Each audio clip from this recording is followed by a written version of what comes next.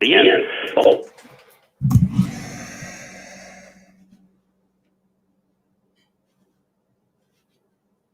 All right. Morning. How's everybody doing? Just got to grab my coffee. Sorry, I was running behind. Well, I almost behind. Just give me 1 second.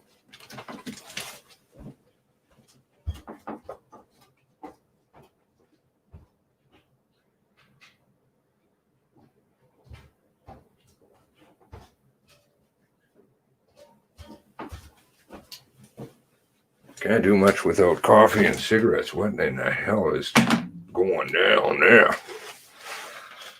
I didn't put on the intro because I thought I was running behind. How's it going? Grinder. Good old Grinder. Blue Nose Paul. Hey, Paul. How's it going? Haven't seen you in a while. Mark Evans, Atlantic Underground Podcast.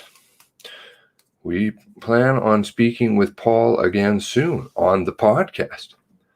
All right. Good on you.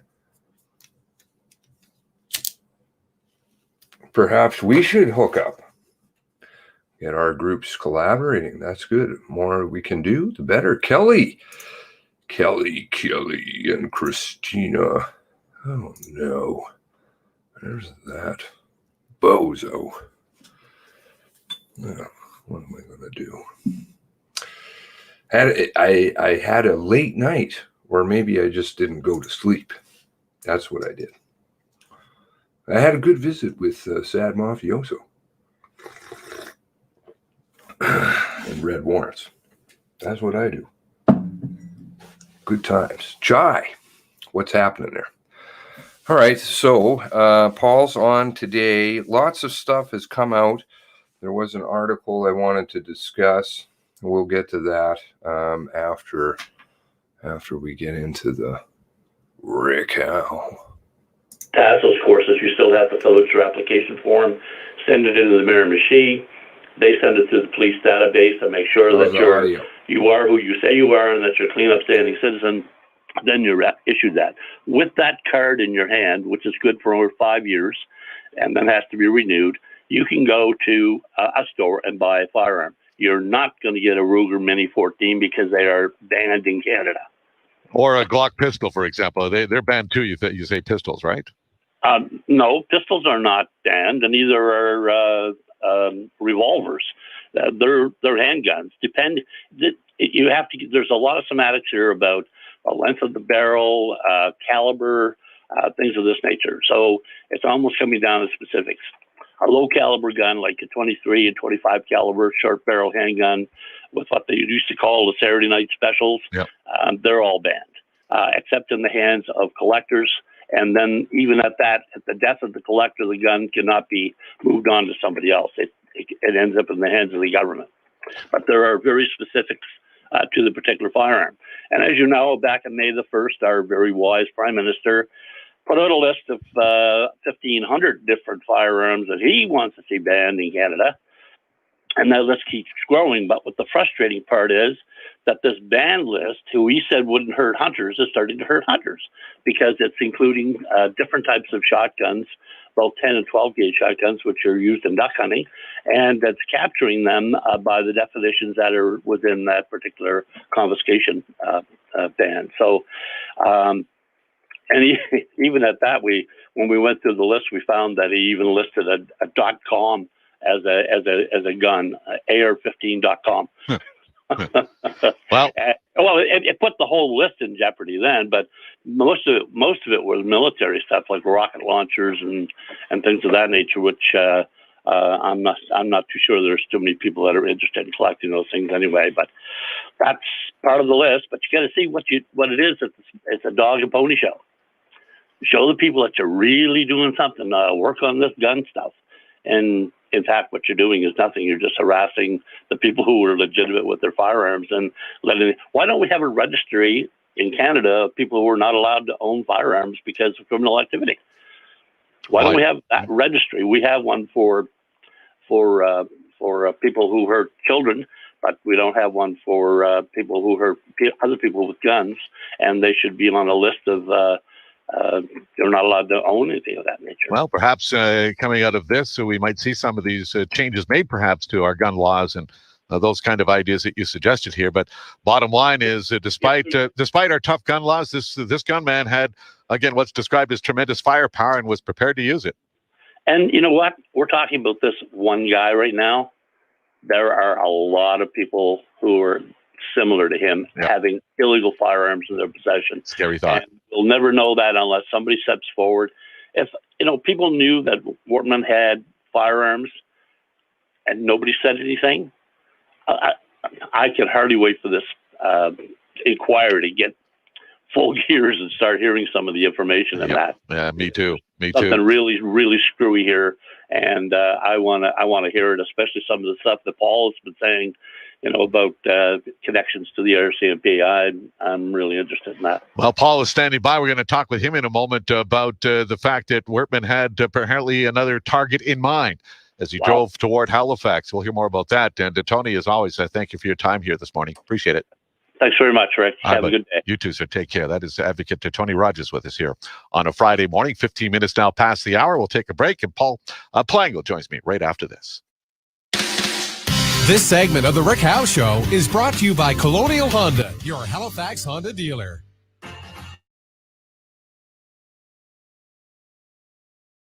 Order takeout and get a free spinach. All right. Well, I guess there was some discussion of the tremendous.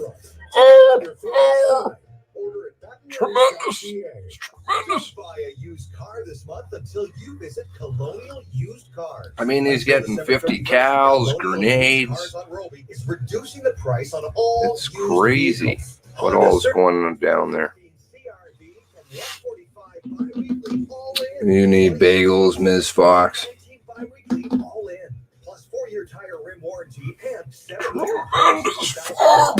I love how they're just pumping that one out.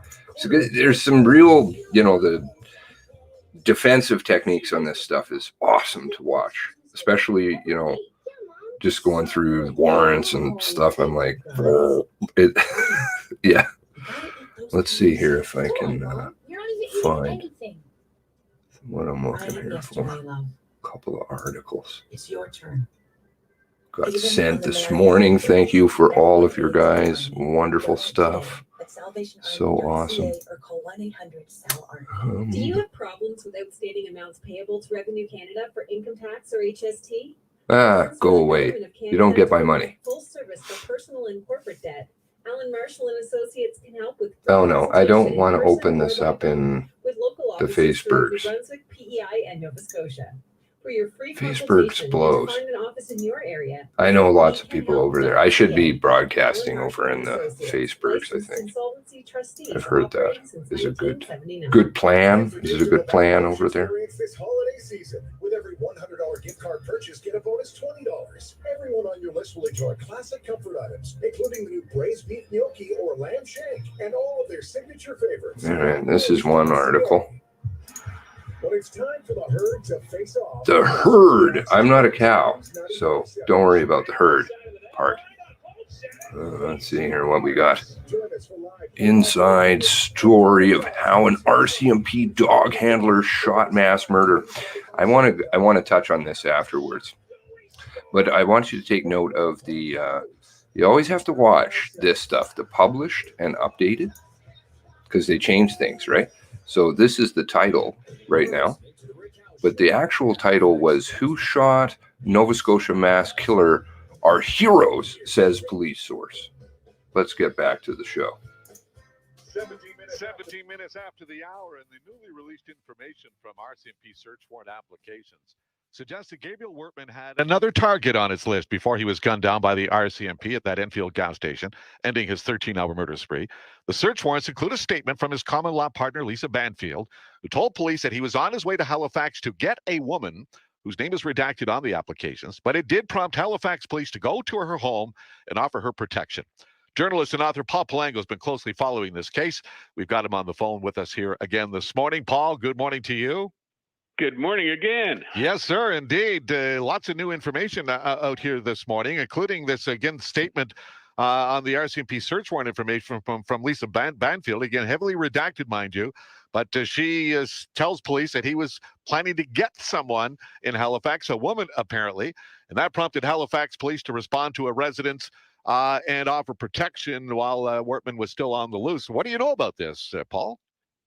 Well, it's like everything that comes out of here, Rick. I see all these revelations in the last couple of days, and I'm perplexed by them that the media gets sucked in by them and is reporting them. I mean, Banfield, Lisa Banfield this comes from Lisa Banfield, but a woman who's a targeted person. He targeted a number of women who he had sexual relationships with and killed them. Presumably, this is another woman like that. Nobody's really getting into that detail, and I have real problems with the story that the RCMP is putting out through Banfield because I do not find her believable. This is a woman who says she spent 8 hours out in the cold on a freezing night with no shoes and socks on. Why are we believing anything she says until she is asked questions, in public or before a court? We should not be accepting that story. I just don't believe it. The other part of the story, Rick, is if this is true, why did the Halifax police not put up a roadblock in the southbound lanes going into Halifax? I've seen video where they're setting up a roadblock at exit 5A going to the airport. Wortman was on his way down that way. Why were they not blocking him coming into the city? Well, good question. But we do know that he was headed toward Halifax, that he had in his possession a number of weapons, including weapons that were engaged in the fire position, and including a number of overcapacity magazines. So he was heading this way for a reason, I guess. But who cares? We know he's a monster. We know he's a killer. And this is all a distraction by the RCMP to distract the media, which has ably done, and the media has taken the bit from the real story. The real story is the RCMP did nothing to lock down the community. 9 people died after that first night because the RCMP didn't lock down the community. At least 5 people, from my estimates, and I'm still trying to get this story out, died after the RCMP arrived on the scene in Portapique. So that's 14 of the 22 murders that could be laid at the feet of the RCMP, and not one bloody person in the media other than me and Frank Magazine and some citizen investigators are pursuing this. And that is the story. We're talking about COVID-19 now, and, this is the big thing going on. Well, COVID-19 is going to go away, and the RCMP are still going to be there hiding this story unless the media sort of wakes up and stops being spoon-fed all these monster stories. But at the same time, though, Paul, just a sec here, that it had not the RCMP shot Wortman dead in Enfield, he could have got here to Halifax. And indeed, police in Halifax did respond to something to offer protection to this woman. So there seems to be some validity to this story here. Whoa. Yeah, there may be validity to it. I'm talking about the police response is the big issue here. The Halifax Chronicle Herald today runs a story. Dog handler shot Wortman at Enfield Station, sources say. It's okay for the Halifax Herald and other media to use sources say on a story that glorifies the police, but not on any stories that are negative. And the fact is, the dog handler story, as you well know, I've been talking about this since May or June, that the dog handler did it, that he recognized that very story I've been talking about, because my sources told me, but my sources aren't good enough. The other thing is, the fact that he got to Enfield and wasn't blocked is the story. The dog handler accidentally saw him and killed him. That's not the way the playbook should run. So yeah, he was going to Halifax. We know he's a monster. He was on a killing spree. But I don't believe any of the evidence per se, because it's all sort of extracted from interviews. We're not getting the full interview. We don't know fully what was said. The media is individually puffing up stories about this aspect or that aspect. Oh, Wortman was abused. How was he abused? We don't know. It's just lines thrown out from unredacted sort of summaries of interviews. We have not seen the interviews. We have not seen the whole evidence. And again, the statements that have been released this week were heavily redacted, just to let you know that only sections of the information are available to read. Most of it's been redacted. By the way, just as we talked here this morning, Paul, John emails to say, wanted to share that the target lived in Colby Village, he says, on Colby Drive. He says, that morning I was driving to get coffee and the police presence was intense. Guns drawn, he writes, and a woman came out of the house with a suitcase. He says, this scared the crap out of me and just wanted to share this with you. So, again, a little more information. Where is Colby Drive? This place, tell me where it is. That's out in Cole Harbor, which is just on the outskirts of Dartmouth. Yeah. So here's what I think, looking at the map, Wordman was coming down and he got off at Enfield. He went for gas because Gina Goulet's car was apparently out of gas. But there's the road just to the other side of the gas station that goes around towards Musquodoboit into the back end, into that way. Yep. I suspect that's where he was going. But there was a heavy police presence, and one of the things he had to do was hide in the Enfield station. That's the way he was going to go. I strongly believe that. And he had by then changed out of his RCMP uniform, I understand, and was no longer driving an RCMP cruiser, right? Or the marked cruiser. No, he was driving Gina Goulet's car because he had took Joey Weber's car after he killed him at Shubenacadie. Yeah. Then drove like a little over a kilometer to Gina's house, killed her, changed his clothes, and drove down. Then he went back on the highway, was seen getting off the highway at the 102 to go. I think he was heading to that road. Whether he needed gas or not, I think he may have been hiding. There's a possibility he may have been hiding because he saw a police presence around there. The police were not doing roadblocks. They were just basically telling people in their stores to lock down this guy was coming. So this is also curious. The Halifax police putting up a roadblock in the northbound lanes of the 102 instead of the southbound lanes where he was coming. What was going on? And I can't emphasize enough, Rick, that the issue here, the big story here at the end of the day, once this is all said and done, is what the RCMP and Halifax police didn't do. And that's what they're covering up. And I am so appalled by the media basically saying, we have to wait for the RCMP to give us a handout. And that's the only thing we're going to write about. Nobody is pursuing the story, the police story.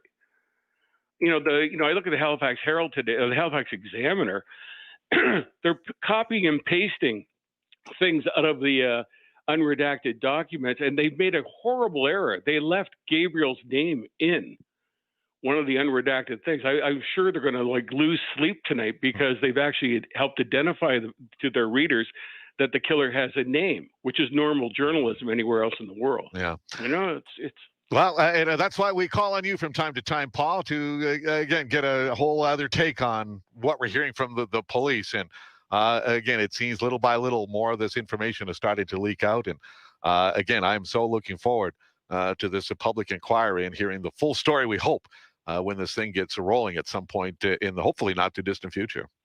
Well, it's the public inquiry is not a panacea for what's going to happen. I have, as I told you before, I don't have much faith in it. I am really concerned about the state of journalism here. In the Chris Lambie story, Chris Lambie's a good reporter. He's working, he's trying to do the best in trying circumstances because he's got a paper that doesn't believe in pursuing the story. And even at the end of his story, he quotes the RCMP as saying, there's armchair quarterbacks out there who think they know better. Well, my response to that is this. I know a lot about policing, but when I speak, I'm not speaking just for me. I'm speaking for knowledgeable policing people, current and former policing people who go through me to tell the story and what's happening. I'm representing the families. I'm representing victims and witnesses who can't speak for themselves, who are afraid of retribution from the RCMP. I'm not just an armchair quarterback. I actually have some knowledge of what I'm talking about. And I think the RCMP knows that. I mean, the last thing, Rick, I had a story the other day that talked about, the RCMP having a document on October 15th. I read a moratorium on the destruction of information involving Gabriel Wortman pertaining to the investigations of the mass shootings. A moratorium on destruction of evidence. Not one newspaper picked up on that because they said, that's in Frank magazine. We don't believe it. But it took 4 days for the RCMP to finally admit, that's a real document. And then they had a bunch of gobbledygook. Yep. This is exactly what I've been talking about, Rick, with you over the months, about them destroying and manipulating evidence. There's a document I get, and the media just yawns and turns an eye because it's embarrassing because they don't want to report it. And that's the problem we have here. Well, and You know? I'm out of time, and again, that's why we call on you from time to time, Paul, to hear your take on this whole thing. And for that, I appreciate it. And thank you for your time here again this morning, sir. Thank you. Call anytime. We should be talking more. See you later. All right, bud. Take care. Paul Palango, a journalist and author, and his side of the story of this ongoing story of this rampage in mid-April that saw 22 Nova Scotians gunned down. All right, 28 minutes after the hour, Todd Vino standing by. The face-off coming up. But first, we've got a news update for you. We'll be back with Todd in the face-off after the news, and it is coming up next. You're listening to The Rick Howe Show, where Halifax comes to talk. News 90. All right, so lots of good things in there. You know, wow. I just flashing up some stuff and trying to pull up some other things. I mean, Christ, this stuff has been around, not to take Laura's name in vain. We've had this shit forever, man. Seriously. The video of northbound traffic. What did we have that in? I don't know, probably 2 weeks. I remember that. I brought up there the message I got sent about Halifax PD. That was sent back in May in Cole Harbor. You know, any number of these things, one tactical unit. How many times have we been through one tactical unit? For how long? And of course, when you look at that article, that's one of the big things that I hope people can take away from that is this. The inside story of how an RCMP dog handler shot Nova Scotia mass murderer. Okay? So, Nova Scotia mass murderer who shot Nova Scotia mass murderer dead at the Enfield, RCMP officer who shot dead Nova Scotia mass murderer at Enfield gas station this past spring. Hard worker, diligent, tactically sound, committed, and probably one of the best dog handlers that I know, says a police source. Okay, sources. Always be leery of quote unquote unnamed sources. I understand the premise of being of confidentiality. God, I have to try and hold tons of it in my head. But the media uses the premise of source. At times that really maybe they shouldn't be using them because sometimes it's kind of a bit made up. In this case, I'm not going to say that because this is called damage control. Damage control. Is it open line now? Can somebody let me know? I don't believe it is. The constable was, but please, yeah, call in. Absolutely. The constable was with another RCMP officer on the ERT who was riding shotgun with the dog handler. Both men got off multiple shots. Dog handler recognized the mass killer who was exhibiting the 1,000-yard stare. Okay, here we go into this crap. But what is the takeaway here? What is the big takeaway? We have a dog handler who shot the mass murderer dead, and we have another constable RCMP officer. Okay? What does that equal? Two officers. What did you see down in Enfield? What did you see? This is a PR nightmare for them. But that's because things like we kept pointing that out, right? You don't need to be a rocket scientist, seriously, to figure this stuff out. Plus, they even said it themselves. One tactical unit, says Campbell. One tactical unit. I was trying to find a clip. I can't seem to find it. Maybe it's in the Big Stop, actually, folder here. But this is what we all saw, right? Was this kind of crap. Okay? And I shown video before of where you can actually see them changing in and out. You had all kinds of RCMP vans and woo, woo, woo, and he killed them and blah, blah, blah. Listen, he was already dead, right? That's what the article is telling you in big print. Only two.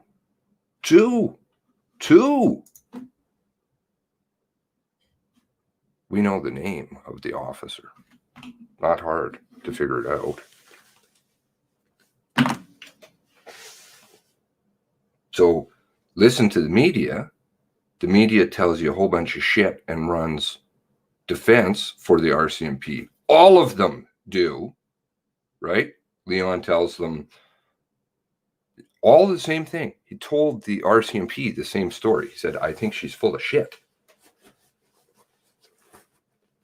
I hope I'm not misquoting him. I believe that was the word he used, but I could be wrong. And forgive me if I am. I don't believe her story. There's no way that she can be out there wearing spandex, not have any marks on her. And of course, then this leads to, well, how does she get assaulted? How does she end up in the hospital? How does she have handcuffs on?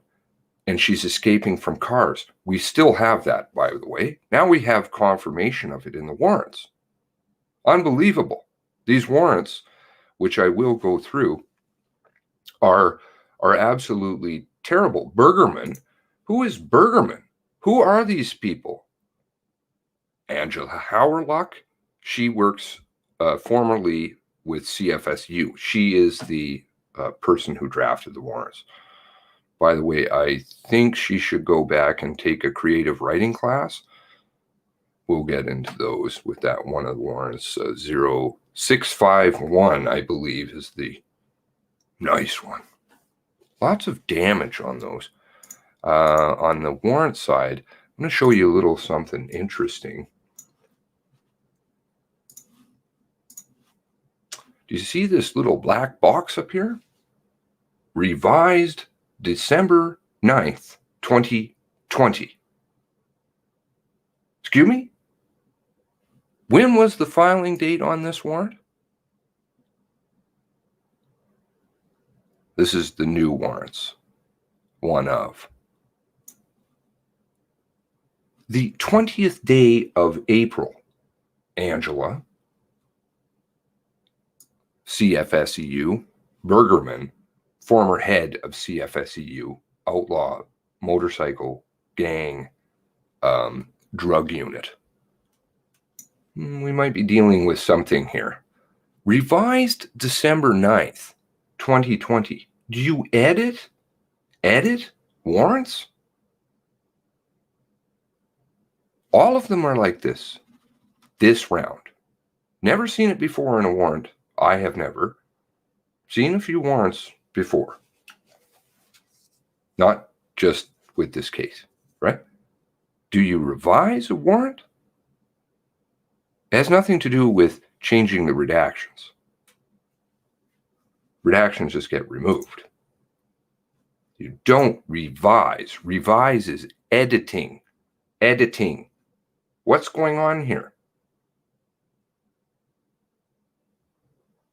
This fax is 42 pages long. How many pages do we have? 27.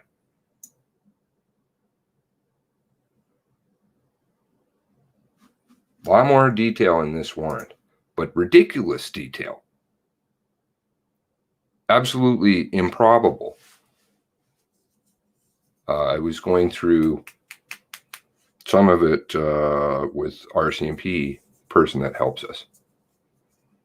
I spent 8 hours on one warrant with her on the phone. Thank you to her. She has been unbelievably helpful. Because she really has an interest in this, and she loves and cares about the force, has a lot of attachment to it, but also multi-generational too. But also understands that it's in severely bad shape. and needs to be fixed. Bare feet, yeah. I mean, come on. This is just using our brains, the little gray cells, right? We're all given one tactical unit. They tell you there's only one way out. You look at the times, they don't necessarily add up. There's going to be probably some more details. Trying to get a hold of a couple right now that would be quite damning. But let's look at one. How about that? Somebody can let me know if there's open line or whatever. I think he said he was going to talk to some sports guy or something. Which one is this? Oh, okay. No, I'm on the wrong one. Sorry about that.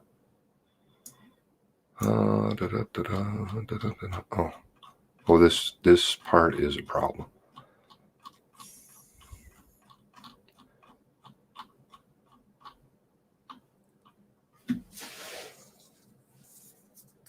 Okay, those of you who are familiar, and like astutely familiar with the case will know who this person is. I'm not going to name them because I don't think that that's maybe the right time to do that. But let's go through this person's statement. Statement of blank, victim and neighbor to Gabriel Wortman. Okay, you can piece together who this is. Blank provided a statement over the phone April 19th, would be at about 3 in the morning. CBC, 5th Estate. Okay, that'll narrow it down. Constable Jeff McFarland and Constable Mike Wolcock, both peace officers and members of the RCMP, said the following. This warrant, remember, is not the actual statements of the witness. This is the constable's observations and notes, which are compiled into a statement, and then Angela, CFSEU, biker gang, who didn't want any of these warrants being brought out. Let's have a look at that quickly. Where was it? Oh, am I in the wrong section here? Somebody was laughing at my... Here we go. Some of what my stuff is. Okay. RCMP Sergeant Angela Howerluck was cross-examined by media lawyer David Coles, who repeatedly asked the officer to justify why large portions of the warrant remained blacked out and beyond scrutiny. I had no intention of any of the ITOs being revealed to the public, Howerluck told the court. Excuse me? That's your property. You own that. In fact, you own her underwear. You own her job. She doesn't get to decide shit.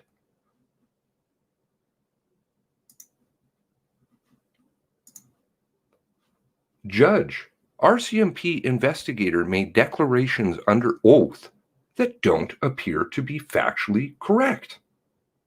Could it be that they're submitting warrants, such as in this case, which is not the Nova Scotia shooting, but is related to, it is down Nova Scotia. Could it be that they sometimes submit warrants with lies in them? Could it just be? Because the judge seems to think so, and he made a ruling on it. I have a thing for the undies. Yes, there we go. There we go. I told you this already. Don't spoil the surprise for everybody. There's lots of them, though. We'll get to them. Blank and his wife, Blank, were getting ready to go to bed around, what time is that? 2300 hours. What time is that in civilian time? 11 o'clock. What time was he supposedly now out of there? What did they say? 10:40 or some mumbo jumbo. Okay, so he's technically left the scene. He's left the building, right?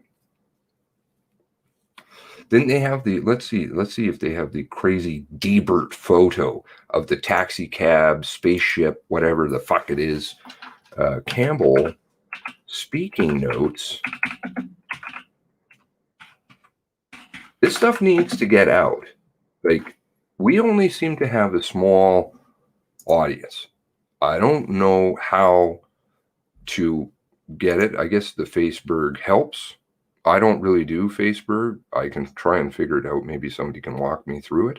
But your guys recommends to other people or shares or whatever it is you do. I don't know. You do this stuff helps because then people see it. 2 of those videos got pumped the other night. How many views did we get? 7,000? 7,000, I think we're up to now in a week. Excellent videos, by the way. Tara's video, unbelievably touching. So we had the crazy spaceship photo. I'm going to try and get that. Sorry. Speaking notes, Nova Scotia. I know I have them in a folder somewhere, but we'll just do this one. 28th. Okay.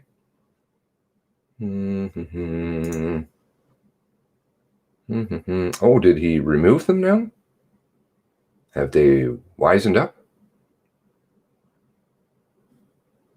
I think they have. I have them archived, so it's okay.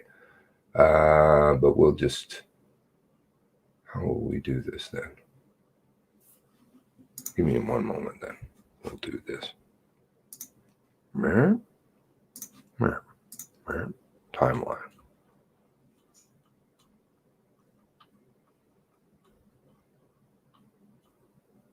And these ones aren't real tough ones to go through. They just prove what exactly is going on. So what time did they tell us he was up in Debert? I'm going to say it properly, right? Debert, I think it is. Is this it here? There we go. Okay, in 12 minutes, he's going to be in Debert. See, notice this spaceship or whatever this is supposed to be with no time, no date. Huh? Well, then you can help me out. How's that, Christina? You can help us all out. Okay? If you don't mind. I don't like asking for favors. You're a loser on Facebook? Okay, well, whatever. You spend time on there, so get out of here. I know. All right, so spaceship, right? You can't tell what the fuck this is. You can't tell where it is. They don't want to tell you where it is. You don't know anything. We tracked it down, sure. Great people on the ground. Who? You. Great people over here. Amazing work. Right? And was able to figure out where all of these photos were taken. So, but you still never have the time and date stamp. Why is that? Just like they kind of arbitrarily assign a time to this fuzzy nothingness picture, which you can't tell shit about. Could be a taxi. Could be somebody with a flashlight. Well, I'm just being a shit, but it's clearly some kind of a vehicle with maybe some kind of a marking on the side. And how many police cars are in Nova Scotia? How many police cars do you think are heading down to Portapique right at this time? Do you think there might be a few? Might be a few. That might stand to reason. Derp. All right, let's continue. This gets really, really bad. 2300 last night with his wife, and his wife was upstairs, looked out the window and saw a fire beyond their neighbor's house. Blank went to the window to look out, and the fire was huge. The flames were over the neighbor's house, so they called 911 and got in the car to check it out. I want you to listen carefully. Listen. I'll try and read it as best I can because the wording is very important. As they drove down the road, there was a small blue house, and in front of the house, there was an RCMP car parked in the driveway with an officer in it. So we presume, you see, we presume, as they drove down the road, in it, we presume. I don't know if they had an out-of-body experience, the people who were doing the interviewing, but it certainly sounds like maybe they're having a tough time writing it creatively. Perhaps getting the personage mixed up. Is this the only one? Oh, no. Okay, too soon. Ignore. What? No. So we presumed they were waiting for the firefighters to get there. Excuse me? They were waiting. They, the RCMP? As they drove down the road further, they saw Gabe's whole garage was engulfed by fire, so they called 911, and the call taker had told them that they were aware of the fire. They did a U-turn and drove back up the road, and while they were still on the phone with 911, stopped in front of the blue house. They noticed the whole kitchen of the house was on fire, and they could see that the fire was spreading super quick. I want you to remember two words that came up earlier in another warrant. Melancholy and grit. Remember those words? Melancholy and grit? With the melancholy face that then turned to the grit face, the grit look. Who uses that language? The fire was spreading super quick. I don't know if they have bad skills over in the RCMP. I'm suspecting that this maybe have something to do with Howe luck, but I could be wrong.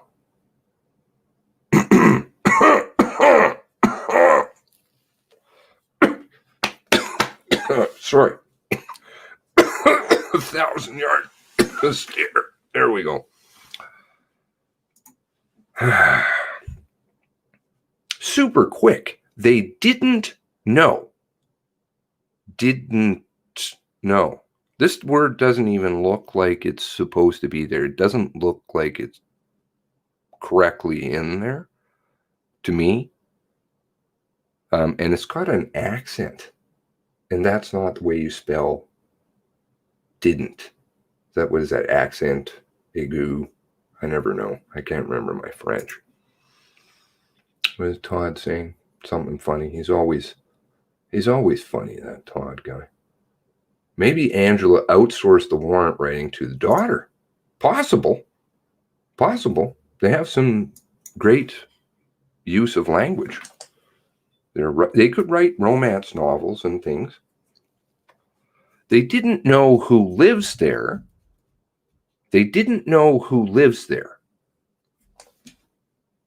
But the RCMP vehicle was still parked in the driveway, and they noticed the officer was just sitting in the police vehicle in front of the house.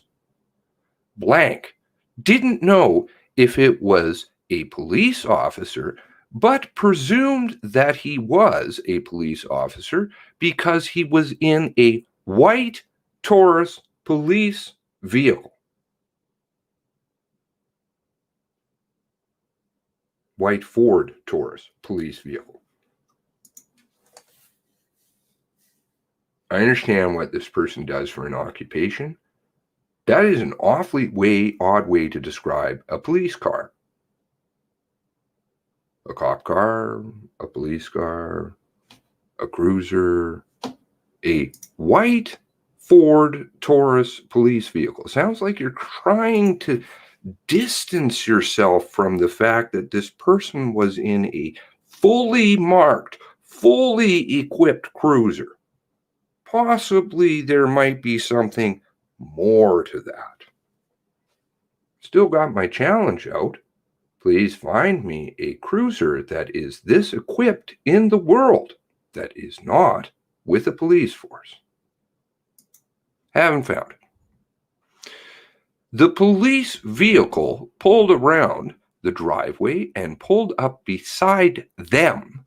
So he rolled down the window to talk to him, but before he could say anything, he pulled out a gun and started shooting at them through his passenger side window into our driver's side window.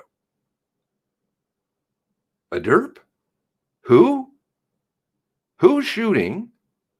And why is it going from they to now, again, our?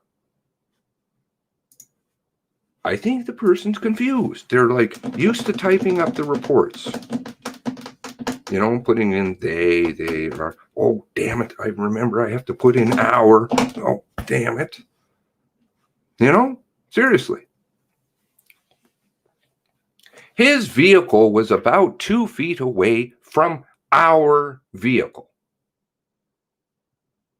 Lucky for them, he had a laser scope on the handgun and saw the laser and realized pretty quickly he was about to shoot us.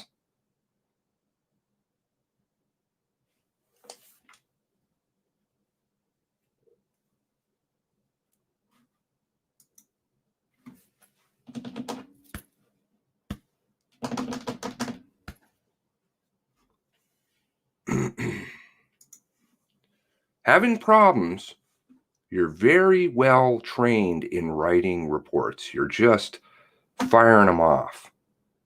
But when you have to change it to try and make it sound like something else, it becomes a problem. He saw a gun and the laser pointed at his head or in his eye and must have ducked down, because there is a graze wound on his forehead, and then there were 2 more shots after that. One went through the car door, and one through his shoulder.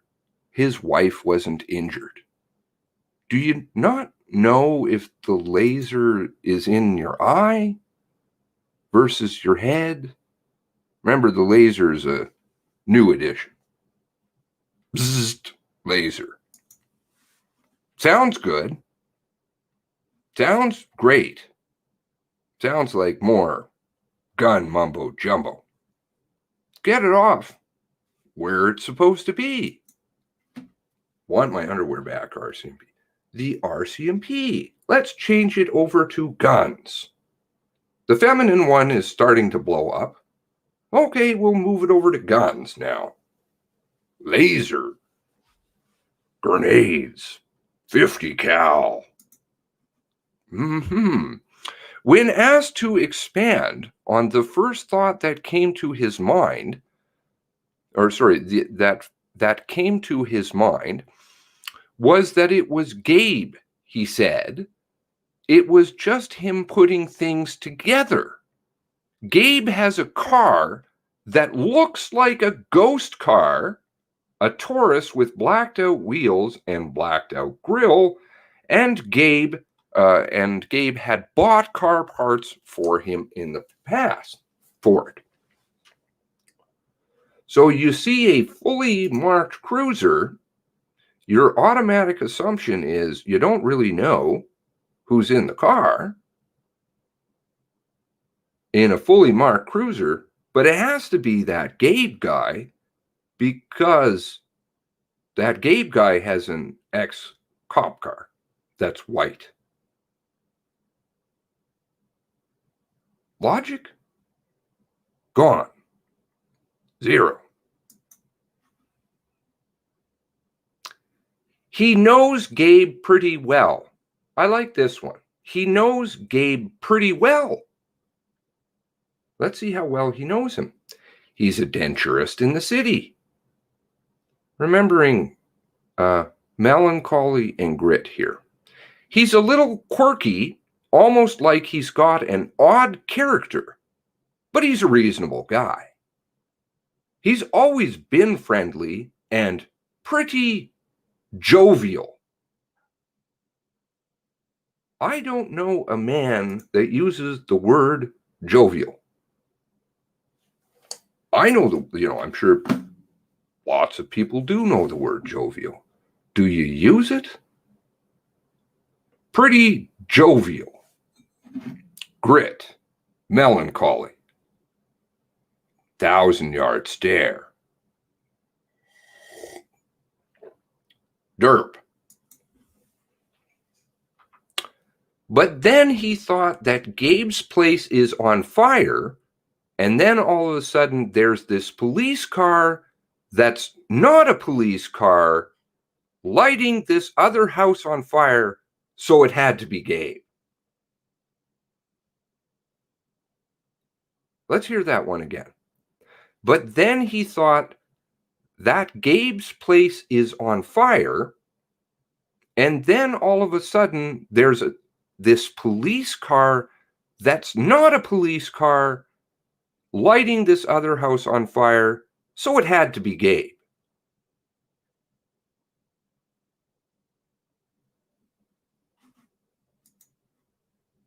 Philosophy, I liked philosophy when I was in university, is a mathematical process, logic. You can break things down. This math doesn't work. It's really bad. You can't say that because he drives a white car and his house is burning, it has to be a police car that isn't a police car, and that it has to be Gabe. No. Gabe has a nice log home down on Portapique Beach Road, and he's got this big fancy place that burnt down tonight. Barn, workshop. And he likes to work on his properties. He buys up some properties around there as they become available. This man is sitting in a hospital. He's just been shot. I don't know as he's discussing properties. I don't know as they're necessarily interested in properties. Perhaps they were asking about pizza, what he likes on them. I don't know.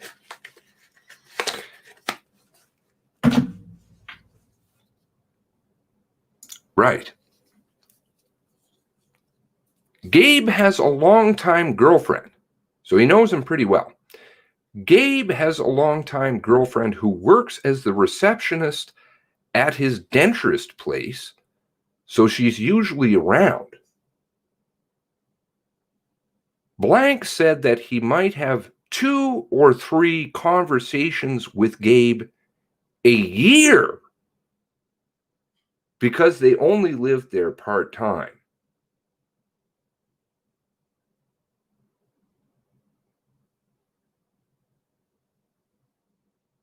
Not sure how well you know somebody. Must be when he's buying those parts.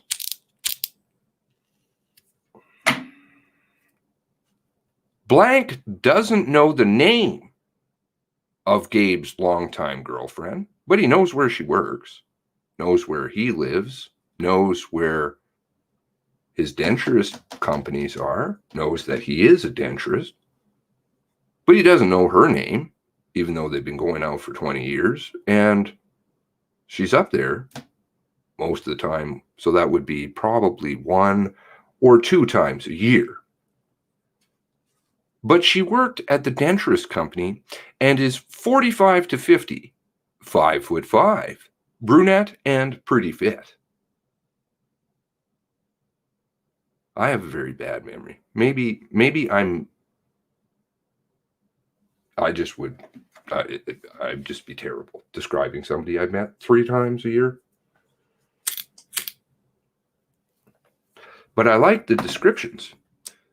Gabe was 50 to 55 with light hair, slim build, 6 foot with a chiseled face.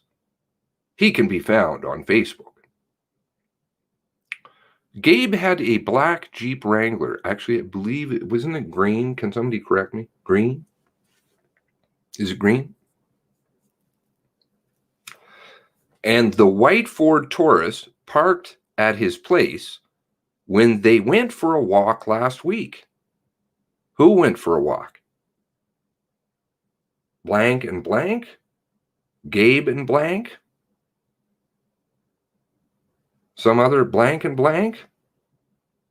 Perhaps the officers? I don't know. Gabe also has a white Ford F-150, and his wife or girlfriend, longtime girlfriend, wife or girlfriend had a white Mercedes. Do you remember the press conference where they had all kinds of difficulty answering what she was? I think that might have something to do with, somewhat to do with what Paul was talking about this morning. Blank didn't know of any guns that Gabe may or may not have had. Blank said that Gabe's Facebook profile is of Gabriel Wardman.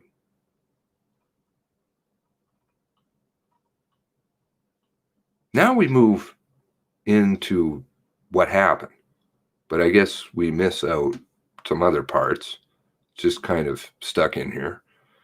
Blank ducked down and he heard 2 or 3 bangs, and he wasn't even sure if he was shot at the time, which turned out he was.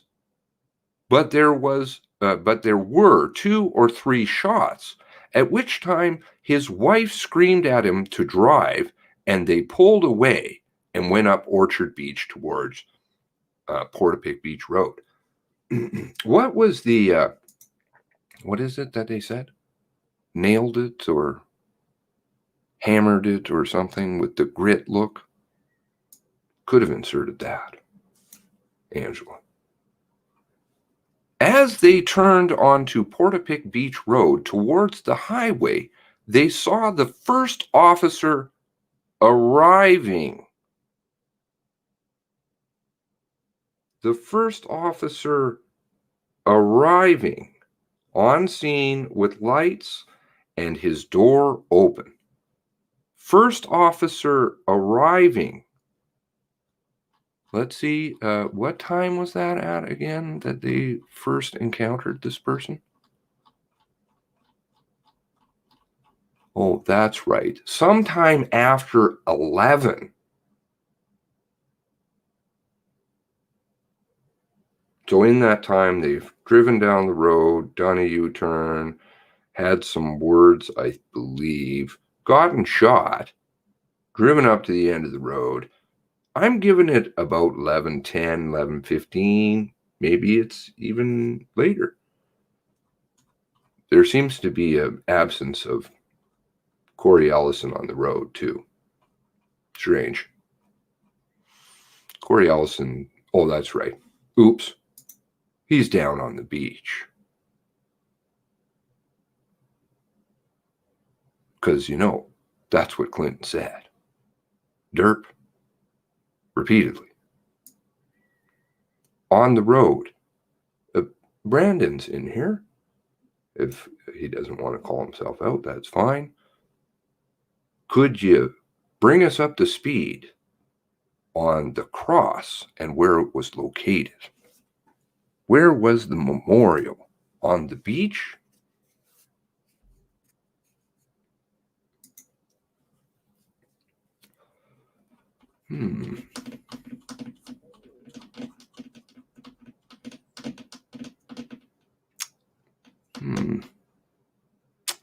First arriving officer, 11, 10, or 15.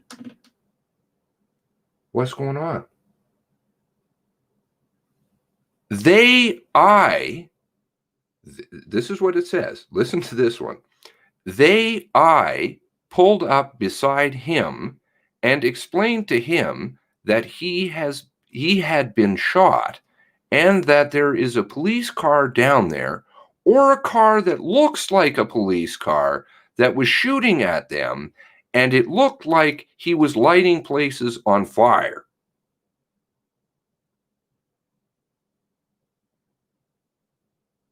Has anybody else seen a problem here with the language? And how would you know that the car wasn't a real police car? I'm not following. If I saw somebody, even if it's somebody I know, and they had a ghost car, and suddenly they're in a cop car, I would think probably, what? They stole a cop car. But they didn't just build one, because I've never seen one.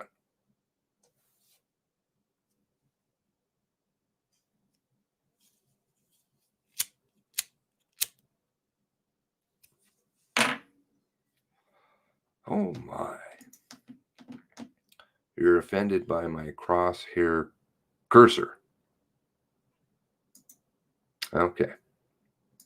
No identifying. Well, I think most all of us know where the memorial for Clinton was. Or sorry, Corey, my apologies. Just as Clinton said where it was.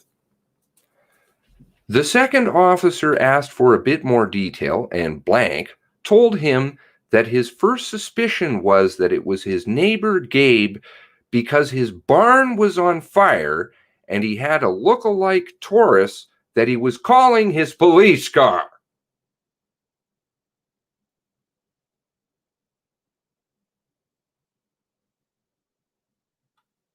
Because somebody's house is on fire and you see a police car, it must be the person who lived in that house.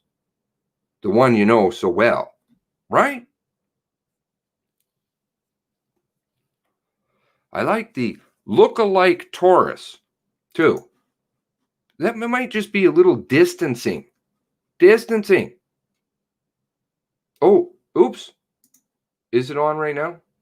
Okay, back to the fun. Give me one moment, please. One moment, please. Thank you. For the guy that's probably put Wortman, well, Wortman's bad, but this guy was bad for a long time. Wortman, you probably know who he is. I'm not sure I want to mention that on the air, though. Oh, he's dead now. Oh, okay. Who is it? He died in Dorchester. That would be who? Noel Winters. All right, Noel Winters. I was thinking Alan Legier, but he's still alive. No. Noel hung himself with the weightlifting belt that I gave him. Is that right? We used to lift weights together. We went to school together from grade 2 to grade 9. Yeah. And, he was a guy in the neighborhood. And what happened to him, he didn't like working, but he got a job in a Walker's hardware store and working in the back there. And the big thing back then was a lot of kids were sniffing glue. Mm-hmm. And they wouldn't sell like maybe one tube, and you had to be, because they used to build models and all that, eh? Yeah. And he was selling probably a dozen out the back door. Well, but again, Wortman, killed 22 people. And that's about as bad as you could get, I guess, huh? Yeah, well, no, he chopped up 2 of his best friends, so. Yikes. Well, listen, I appreciate the story here this morning, Paul. Thank you. Yeah, thank you. All right, but take care. Bob, good morning. Good morning. How you doing, Rick? I'm okay, sir. How are you today? Not too bad. I was waiting for a big blast out of you two, and you disappointed me. Well, we can't always be arguing all the time. We have our differences, and just happened that on the topics I chose here this morning, we had a tendency to agree with one another for the most part. Well, I'm glad you're working together. There you go. Yeah. Listen, what I'm calling for, Rick, I own my own business, and you asked a good question that concerning do I have to hire somebody if I own my own company and they don't take it. As a safety officer, also in the province of New Brunswick, in Nova Scotia, as an owner of a company, you bring in, I'll use you as an example, you bring in an application. Now, on that application, I can't ask if you drink or smoke dope or anything, but I can ask you and pay for it to go and have a test. If you refuse, then I don't have to hire you.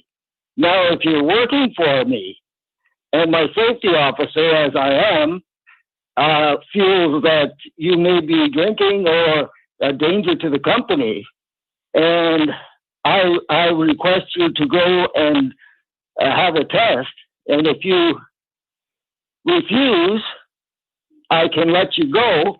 But if you go and have the test and you have alcohol problems and you have drug problems, as an owner of a company, I have to assist you and say, I will pay so you can get help. We're getting a little off track here, Bob. You know what we're talking about here is, do companies have the legal right to force their employees to get a COVID vaccine? Listen for a second. I'm trying to tell you you asked, as a company, those are the things that I can ask. Now, concerning this, the labor board, you should get somebody on there, a legal labor person, because this is totally different. But as an owner of a company, and I know that right now, I want to protect not only my employees and the company, I want to protect the reputation. So if I don't have any right to say, okay, you got the pandemic, I can't do a damn thing about it. So what I'm recommending, Rick, is maybe just get a hold of a labor lawyer instead of people blabbing. All right. Okay. That's the point I was trying to get at. I'll try my hardest to get a labor lawyer. I'm just looking at some comments from labor lawyers right now. Not Nova Scotians, but labor lawyers across this country who are saying they're getting calls, dozens of calls a week from companies wanting to know how much leeway they have to make these COVID vaccine shots compulsory for employees. And their answer seems to be that there's no easy answer here. There's no yes or no answer in law in regards to this. One says he doesn't think that the legal issues around mandatory vaccinations are simple at all. So this is, again, another aspect of this whole vaccine program that is kind of up in the air right now. Does your employer have the right to require you to get a vaccination for COVID-19? What are your thoughts on that issue? Make it 16 minutes after the hour right now. 902-405-6000 or 1-877-801-8255. The numbers to call. Jim, stay there. We'll get to you right after we come back from this quick break. This segment of the Rick Howe Show is brought to you by Colonial Honda, your Halifax Honda dealer. Leasing or financing a Honda and want a new one, but want to keep the same payment?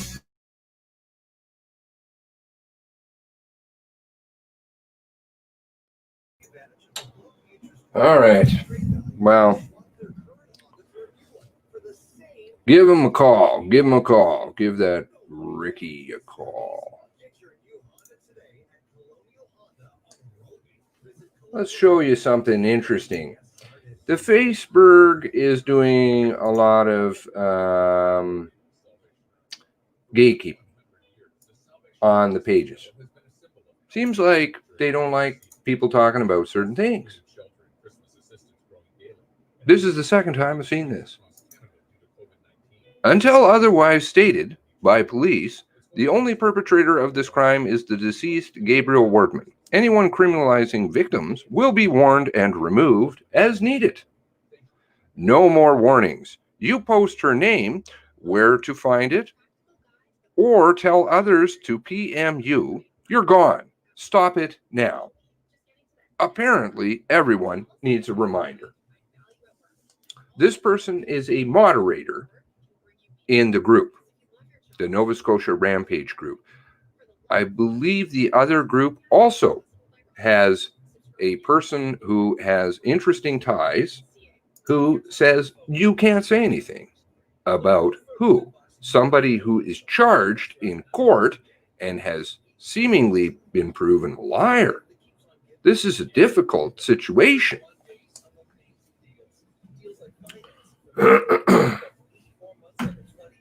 Why can't you discuss certain things? if you can't discuss certain things, as adults, we don't need to say this person, sling all kinds of mud. But it seems like they're not quite telling the truth. That seems true. They're now being charged. They supplied a man who their brother, and their brother-in-law, that would be no problem here, Lisa Banfield. But here we can't do this, just like the newspapers.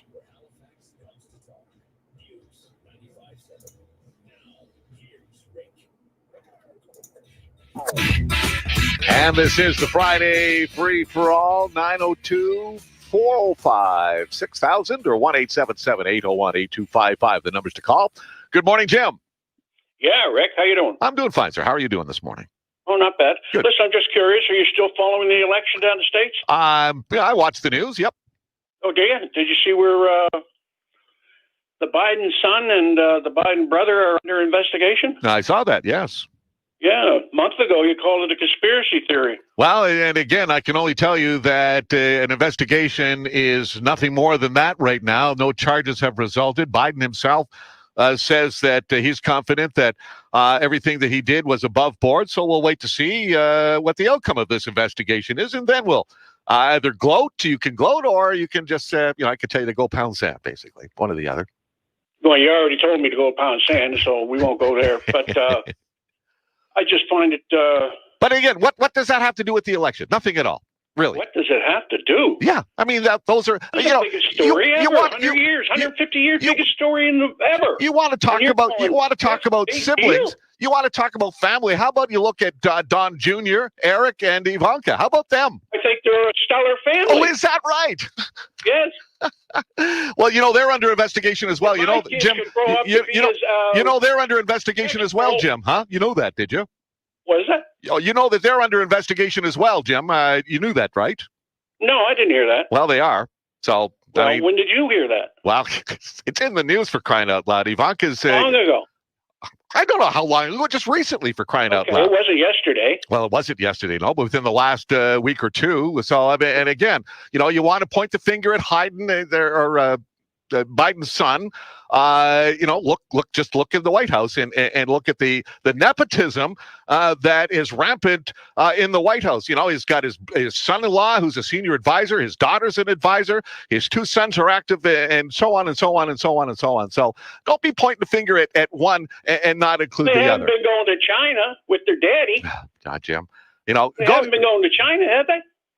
I don't know. They haven't gone to Ukraine, have they? 10 times, 13 times? Listen, Jim, I don't know, but I'm starting to. There's no convincing think that you are part of that fake trick. Well, you go ahead and think all you want, because there's no convincing you about the truth. You've made up your mind that all is evil when it comes to Biden and the Democrats, and no sense at all will convince you otherwise. Len, good morning. Oh, good morning, Rick. How are you today, sir?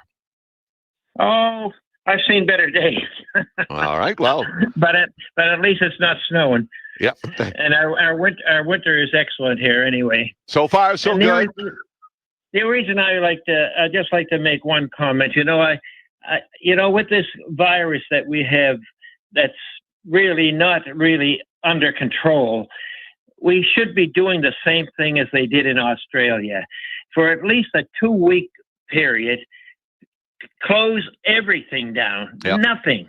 Leave it all closed so that people are, I hate to say it, but stay home for 2 weeks completely. And I think you would see a big reaction in probably the virus, maybe even disappearing, just like it has in Australia. Maybe so. But the government are pussyfooting around this the wrong way, and there's only one way to go. If you got a growth inside of you growing, do you just play with it or do you remove it? And so the best thing to do is shut everything down for a 2-week period, everything closed, and then see what happens. Well, they're talking about that. The British Prime Minister is suggesting that in a speech yesterday.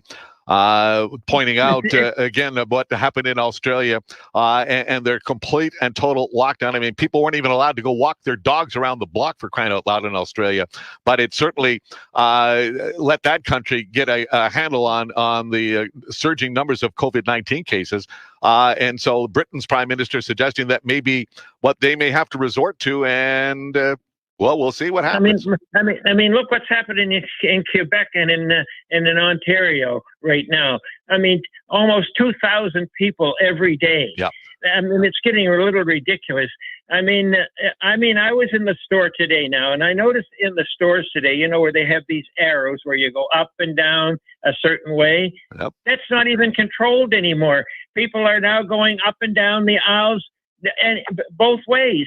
There's no control. They've become lax on things here in Halifax, very lax, and I can tell you we're going to suffer because of it, Rick. And there's only one way to do it, and that's lock it down completely for 2 weeks. But we've had in the last number of days, though, just single-digit increases in COVID cases at land. So we're in restrictions here in HRM. That have been extended now to the 16th, which is the 16th is Wednesday next week. So it seems they've had some success. So here's the other Facebook group. The other admins and I have decided that there will be no more talk about the status of LB as being a victim of abuse. Anyone who continues to think that this topic is appropriate when the rules clearly state that we do not allow victims to be re-victimized will be removed and blocked. Our group, our rules. Please feel free to start your own group with your own rules if you cannot follow ours. Tara's on the line with us here this morning. Hi, Tara. Hello, how are you? I'm well. I understand you're Aaron Tuck's sister. Aaron, of course, one of the victims of the gunman's rampage in mid-April. Is that correct? Yes, that is correct. Well, appreciate you calling us here this morning, Tara. What's on your mind here this morning? Well, there's so many questions. There's just so many questions, and I've been. Well, it's weird. It's weird to call yourself blessed in this particular situation, but I've been blessed with some really, really hardworking, really dedicated friends and people I don't even know who are trying really hard to come up with what actually happened over there. Yeah. And so anyhow, we were sitting here listening to your show as we always do, and we thought we would give a call and see if we could get through and talk to you. You know, see, you're the only one really, we've got Paul Palango and we've got you, and pretty much that's it helping us, to get this out here. And so that's really good, Yeah. But we do have a lot of questions. Well, it's important that those questions be answered. I mean, everybody, not just direct family members like yourself, but I think, all Nova Scotians want to see those questions answered. What the heck prompted this man to do this? What about all of the questions raised about police response and all of that? These are questions I think that, really, that a lot of Nova Scotians want answered. Well, and that's just it. The thing is that I am directly involved with this, but this really is not just a Nova Scotia thing, but a Canada thing. This is our RCMP.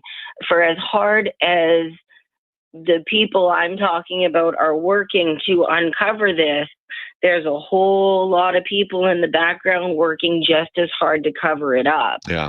To this point, what's the date today? The 12th of December. 11th today. I don't have an autopsy.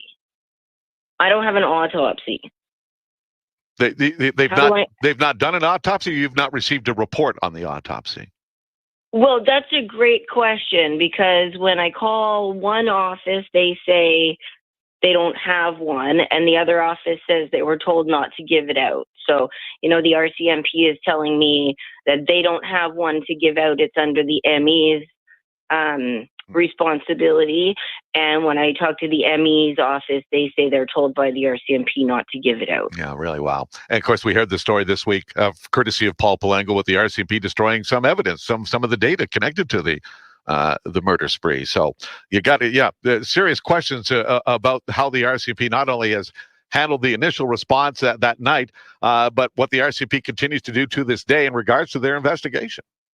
Or don't do. Right? Do. I mean, all these, why does there need to be a moratorium requesting RCMP? I mean, that was a long document. If you watch Little Gray Cells channel at all, you will see. And, the people are working hard in the Discord and on YouTube, on Little Gray Cells. These people are putting in time behind the background. And, I mean, at this point, there should be a lot more evidence in the foreground, and I shouldn't be getting sort of warnings before things come out in the news by the RCMP. We might get. I don't know what the other family members are getting, but I'll get something that says, hey, just so you know, something is going to be coming out, or this is the information that comes out, and it comes out the next day. It's not like it comes out when the information is found. It comes out right before it's spilled into the news, Tara, can you do me a favor? I have to hit a break for a news update here. Can you hang on for a second? I've got a question to ask you right after the news. All right, you stay there. Certainly. I will get to you right after the news. We got a bunch of people on hold. We'll get to you too. And we'll be back after a news update, and it is coming up next. You're listening. Wow. Rick will be back in Doing amazing, Tara. to put the spotlight on your business. HalifaxToday.ca has an exciting You go, program girl. to help you reach your customers like never before. Showcase your organization, We're here. employees, and innovations. Give useful information and tips, and provide great local content to Atlantic Canada's fastest growing .ca. audience. Best of all, our team will produce a professionally written full-page article on your business. Discover how Spotlight can work for you. Email advertising@halifaxtoday.ca. Keep the cold out with presidential ventilation. Now through January 31st, get instant rebates of up to $250 for Daikin ductless and ducted heat pumps. Save now and reduce your energy bills for years to come. Financing as low as $45 per month with Nova Scotia Power. Presidential ventilation. Pioneers in Halifax HVAC for over 25 years. Call 832-1067 or visit presidentialventilation.ca. Your Daikin Comfort Pro dealer. Best in energy efficiency and warranty.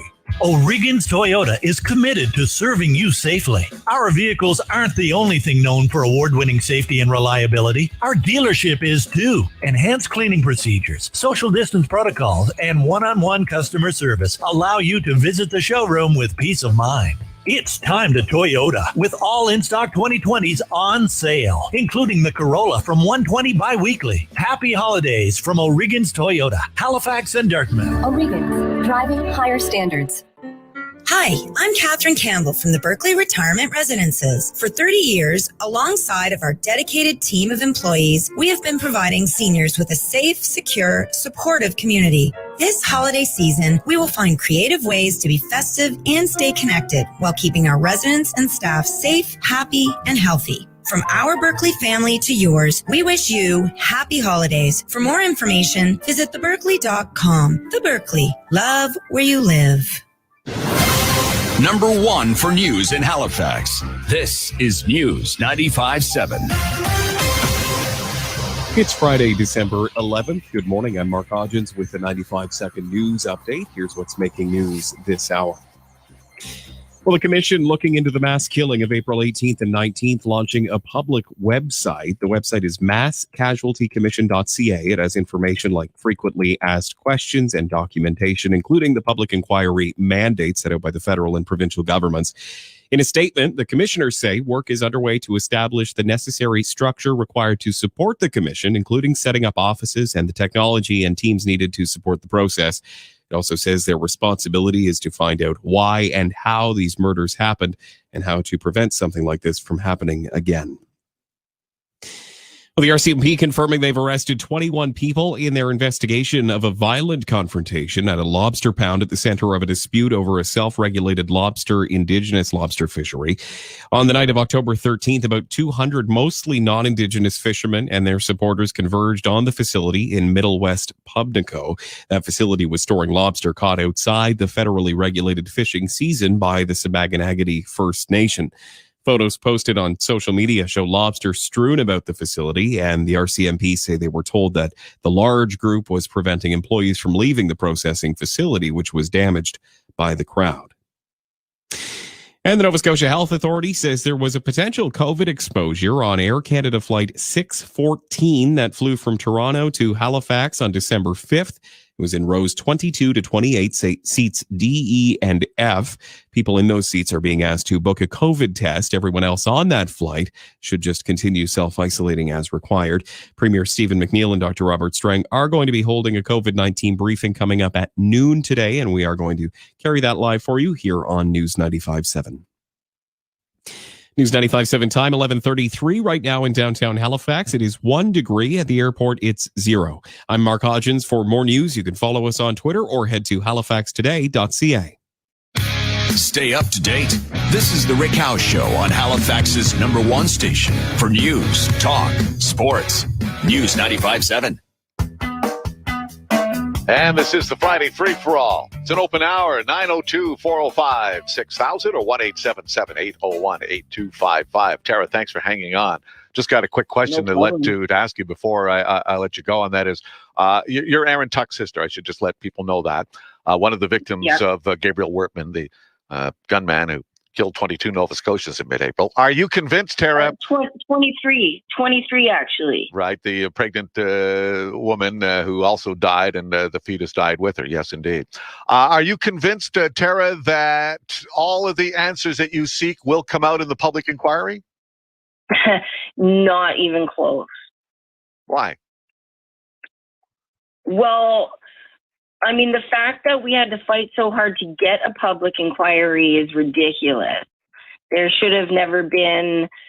I mean, we could start at the beginning where evidence was destroyed at the very beginning. I mean, an ongoing investigation. Why did they flatten his place immediately? Why did everybody have to fight so hard just to get an inquiry, which should have just been common practice? Yeah.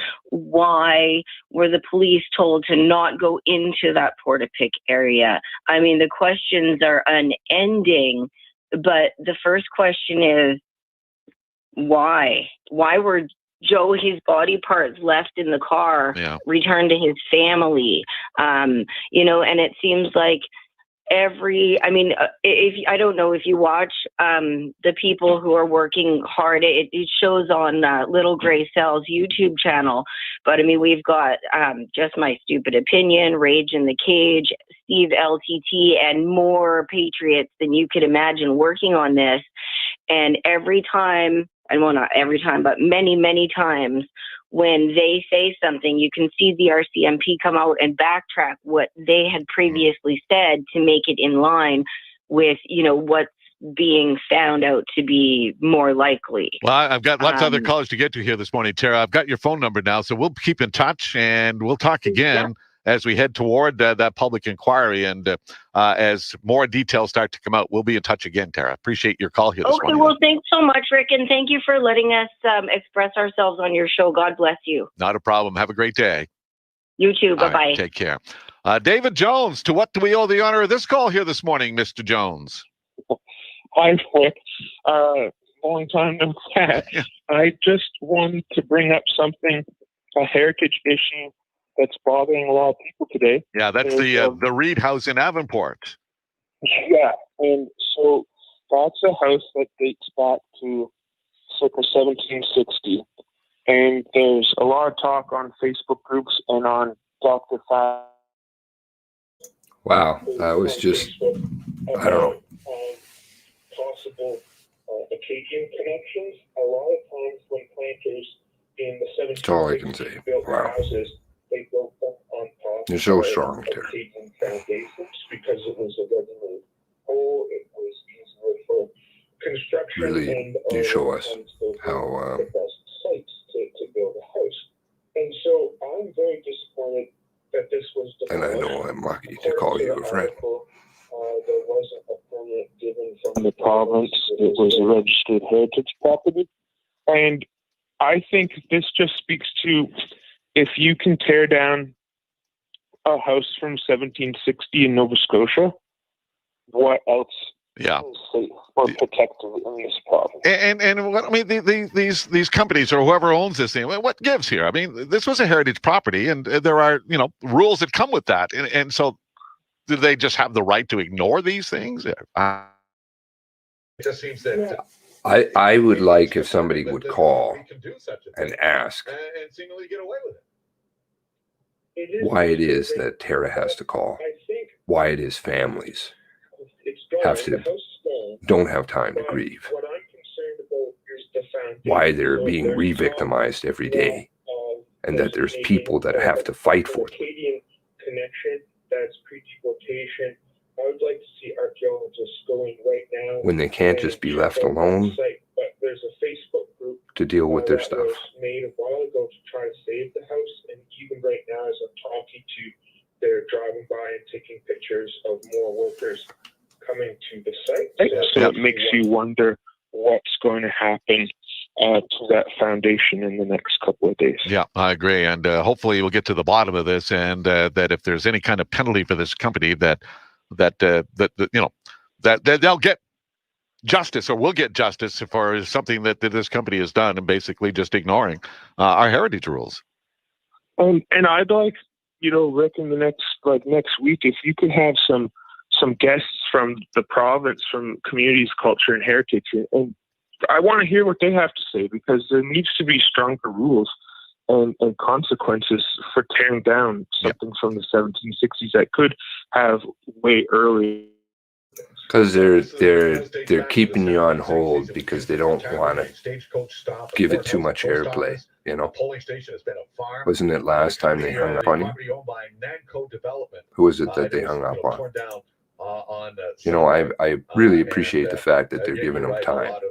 Obviously, especially people like yourself are quite angry. I'm very happy for that, It's but really disappointing. it's an important story, I hope this just and stops you can't just shift into other things if that's what people want to talk about. to reuse old houses, to repurpose them, to even relocate them, but instead it's now a pile of rubble. Appreciate the call, David. Thanks very much, bud. Thanks, Rick. All the best. Let's go from one historian to another. Blair Beat has given us a call here this morning. Hi, Blair. Hi, Rick. How are you today, sir? I'm great. I'm over here at Sawmill River. Over in Dartmouth, yep. Enjoying the day. But I wanted to call about the Liberal Party parking garage. The Liberal Party, the one down, of course, the new parkade down at the QE2, that one you're talking about.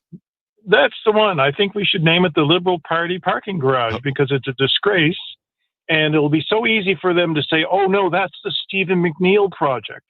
They'll say, oh, that's a different, leadership. We would not have done that. But, that freshwater brook should be. I love that comment. Opened up just like this Sawmill River is opened up because it's a great attraction. It makes for a nice park. He would be real proud. A lot better than a parking garage. But can we do Fighter. both? Can we, daylight Big the Sawmill time. or the freshwater brook and still build that parking garage? Is that possible, or is it just one or the other? Anything in the world is possible, but they have shut the door. Thanks for sharing that, Chai. They're just going to plunk it down on pipe underneath it. Yeah. But it is also possible with the brain power in Halifax, in architecture and engineering, to have put the parking garage on the piece of land where the hospital is rather than widening the industrial complex look onto the commons grass. It's possible they could have built it right on the site where they're tearing everything down. But they've just refused. They've got that kind of bureaucratic fence, and they will blame it on the last guy out the door. And so they'll say, oh, no, let's call it the Stephen McNeil parking garage. But it just heard from Dave. Yes, I agree, Todd. I think this was maybe convenient how this has worked out this way, that both the big Facebook groups are ruled by people who say you can't talk about that. So then they can continue to push this stuff. Because if lots of people know about it, then it kind of falls apart, doesn't it? We're growing, all this baloney and heritage province, oh, Tara, heritage is what people come here. That's what we're here for. We're here for all of you. All these people who are for the environment. There's so many. Freshwater brook would be an environmental plus. Instead, it's crazy. And so, And I'll it's tell really you, there's tons disheartening. outside of here And the that I politicians talk to will, there's 3 leadership candidates, but they won't show that any really leadership. just They'll kind say, of want to remain in the background big time, Well, again, but fortunately, are we got working people like real yourself, hard. Blair, that are So, there here to, draw attention that's to because these, they these want you to things have and, peace. at least you're making the public aware of what's going on, and Whether that will result in anything remains to be seen, but at least we're being made aware of things. Well, if you come for a walk along this Sawmill River, it's so nice. It's a great thing. And, why just have one great thing? Let's have more. Indeed. Well said. Appreciate the call, Blair. Okay. Good to hear from you, bud. See you now. 16 minutes before the top of the hour. We're going to take a quick break. We'll be back with more of your calls. Darlene, stay there. You're next when we're back after this. You're listening to... You don't like Darlene? Rick will be back in a moment. Sad mafioso? You're just mean.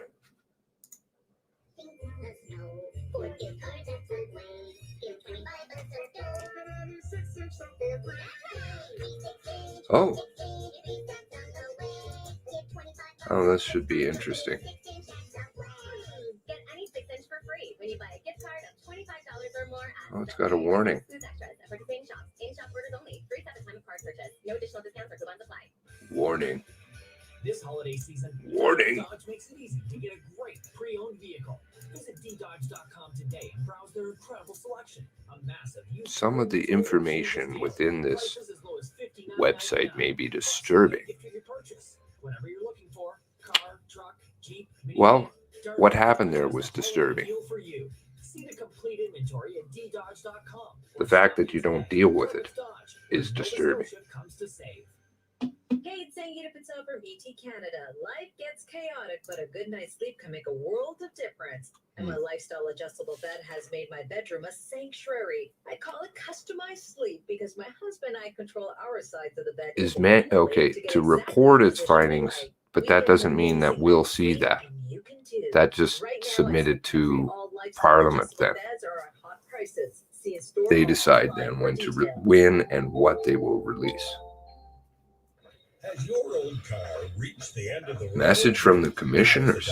Oh. Vehicle to the kidney car program. It's convenient, helps the environment, and we get the feminist, Dr. Kim Stanton, lawyer, feminist lawyer, Leanne Fitch, chief of police, and Honorable J. Michael McLeod, who I understand has some family, possibly in a certain profession.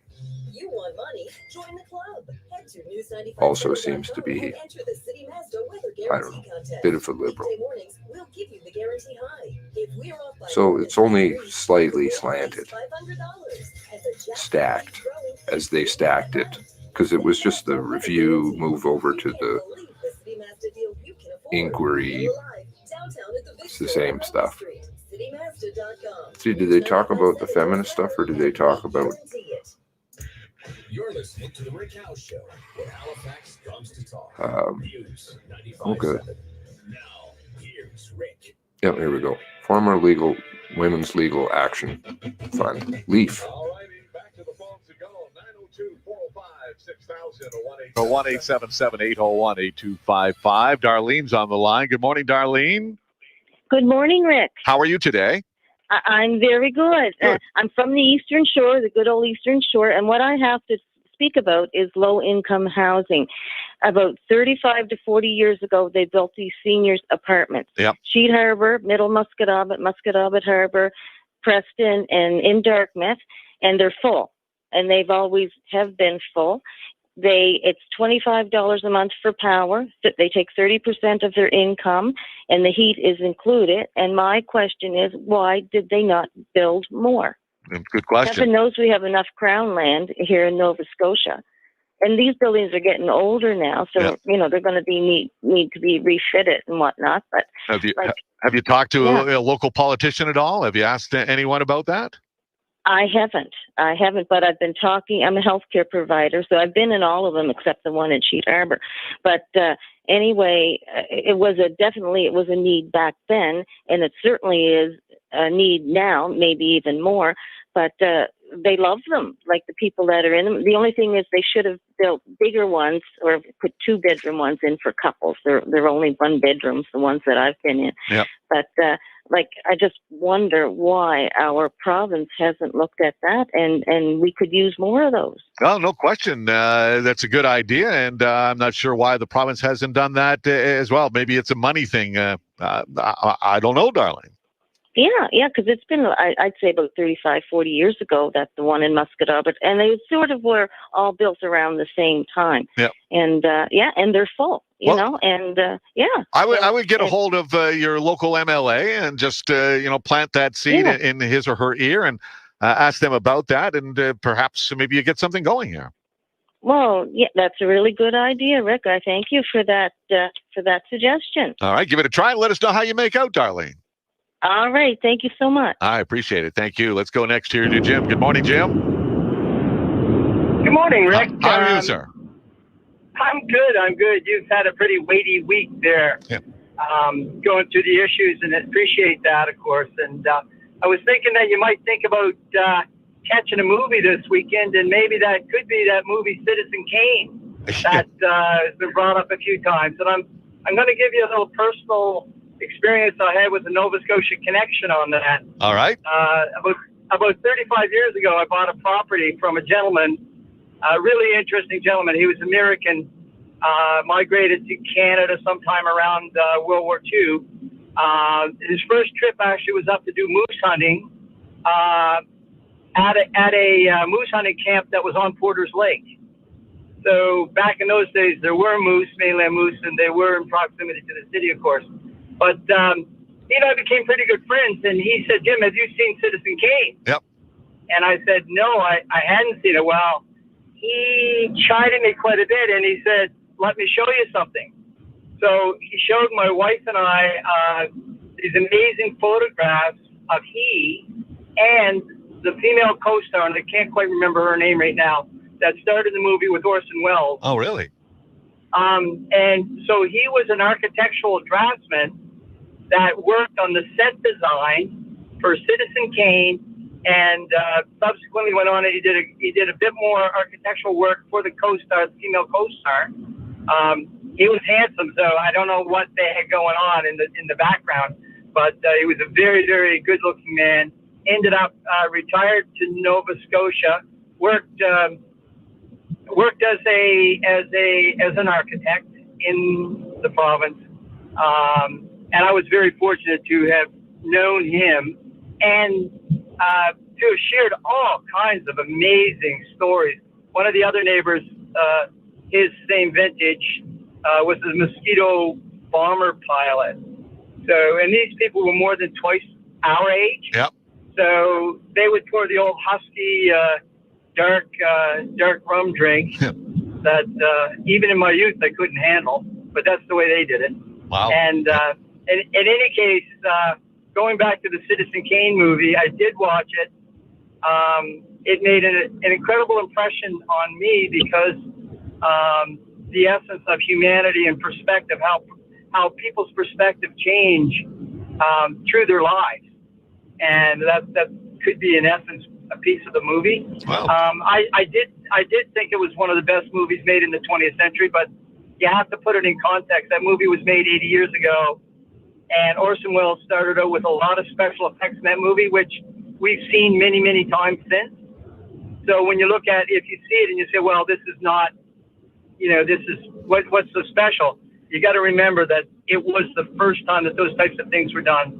And the story and the plot line were, bar none, worth having a look at. So maybe you can take your favorite refreshment this weekend, try to find that movie and see how that calms your different perspective, Frank. All right, I'll check it out. Appreciate the call, Jim, and thanks. And Citizen Kane being called by some movie reviewers as the best all-time movie ever.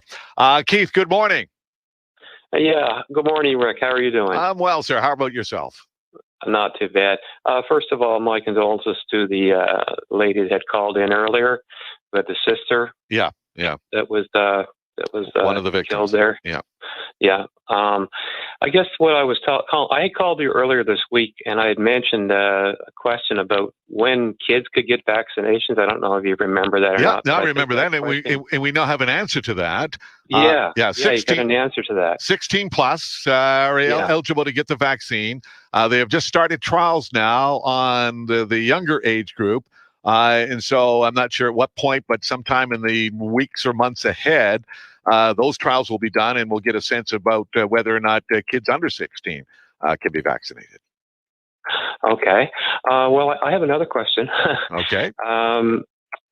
What about women that are pregnant? Now, it's being advised that women who are pregnant at this point not get the shot. So this isn't just these are just things that have come up in the last couple of days. If you've got severe allergic reactions to anything, you're being advised not at this point to get the Pfizer vaccine that is the first vaccine available. Pfizer is also recommending the pregnant women not get that shot at this point as well until they continue or finish their trials on the potential impacts on the unborn. So, a couple of good questions there, Keith, and we now have answers. While just a week ago we didn't have an answer to those questions.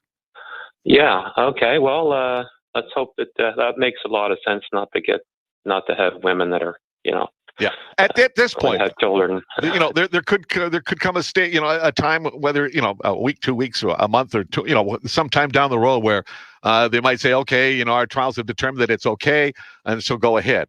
But right now they're just suggesting that you hold off until they finish checking this out further.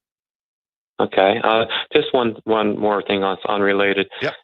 With wearing masks on the bus, I caught a little bit of the news last night. I think they had the union rep for the Metro Transit drivers on there being questioned, and it seems like they don't have much power to do anything. And I don't understand why that is, because it's just common sense that you would think that people that are refusing to wear a mask, then they can't get on the bus.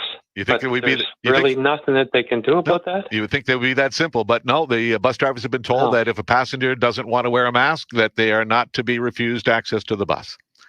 Much to the chagrin of the bus drivers and their union. So the person that gets on the bus without a mask on is just putting everybody's life in jeopardy. Yep, and that's the message we hope to get out there. Why it's important to put your mask on when you're in confined areas like a bus, for example. You put the mask on when you go into a grocery store. It's a simple thing to do when you're on a transit bus. So Yeah, and then a transit bus too. There's really no place for you to go. Nope.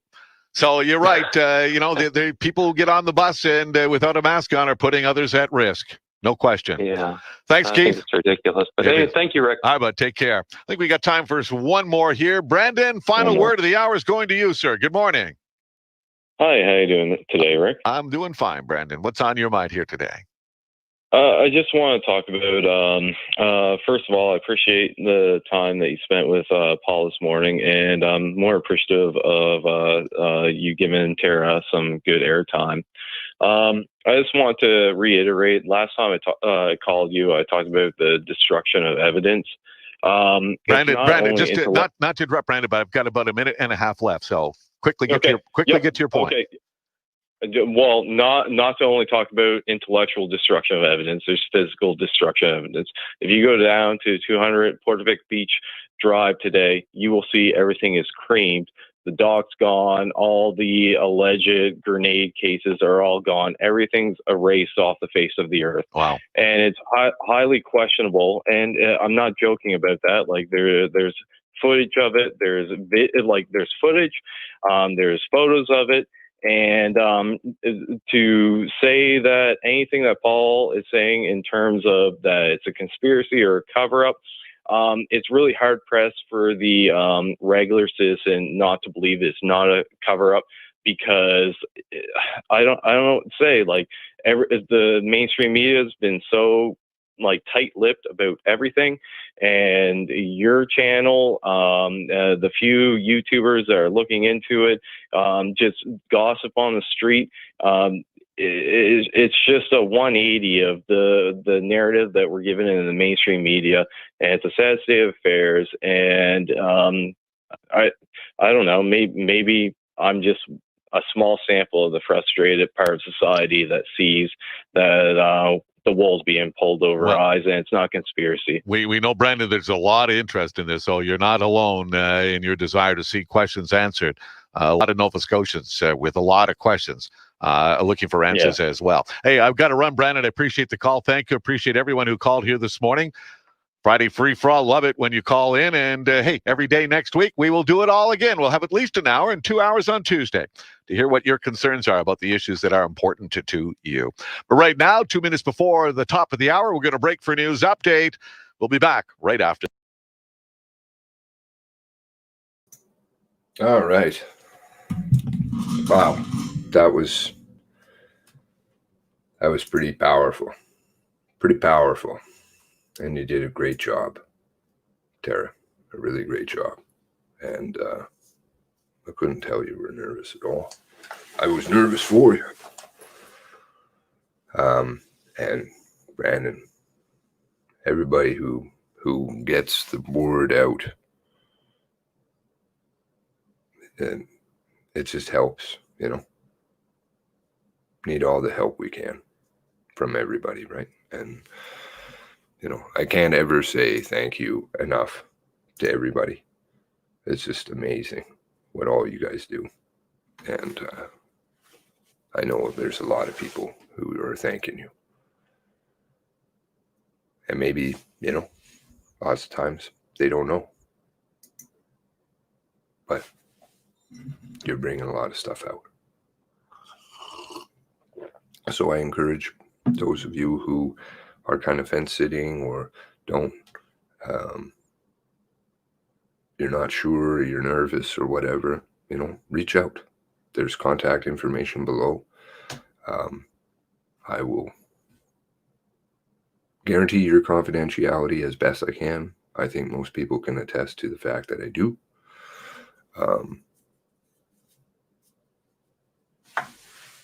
Just want answers. Just want answers. So Con can and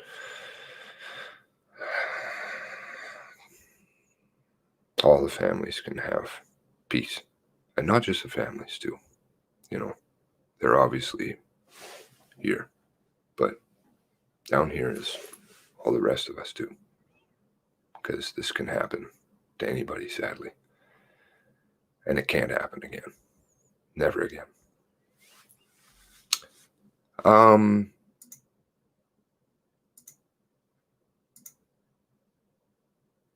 Could get back to the warrant. What do you guys feel like? More warrant? More warrant? And the controlled narrative in both of the Facebooks, really, that doesn't show, I don't know. It's almost like it's a conspiracy. When else can't you talk about something? Well, I could give you some. Todd could probably give you some. But when else couldn't you talk about something? If somebody's charged, we talk about them all the time. Doesn't mean that they're necessarily guilty. But I'll tell you, if the RCMP charge them,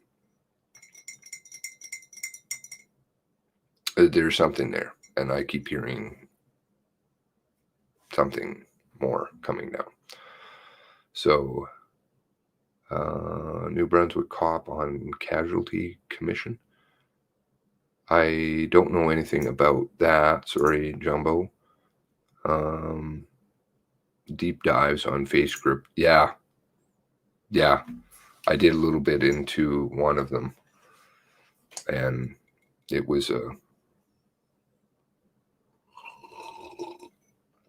I found some interesting things. Definitely kind of more into camps that may not have quite the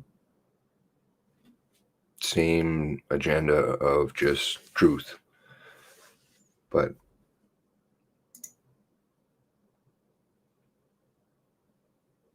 we all gotta find Flood Rick Howe.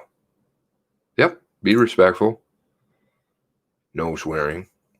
You can be a good, like, Tara and everybody else. You guys are all great. There was a call yesterday. Actually, should I play that? Let's see here. I think this will play. Now, where is the call? There we go.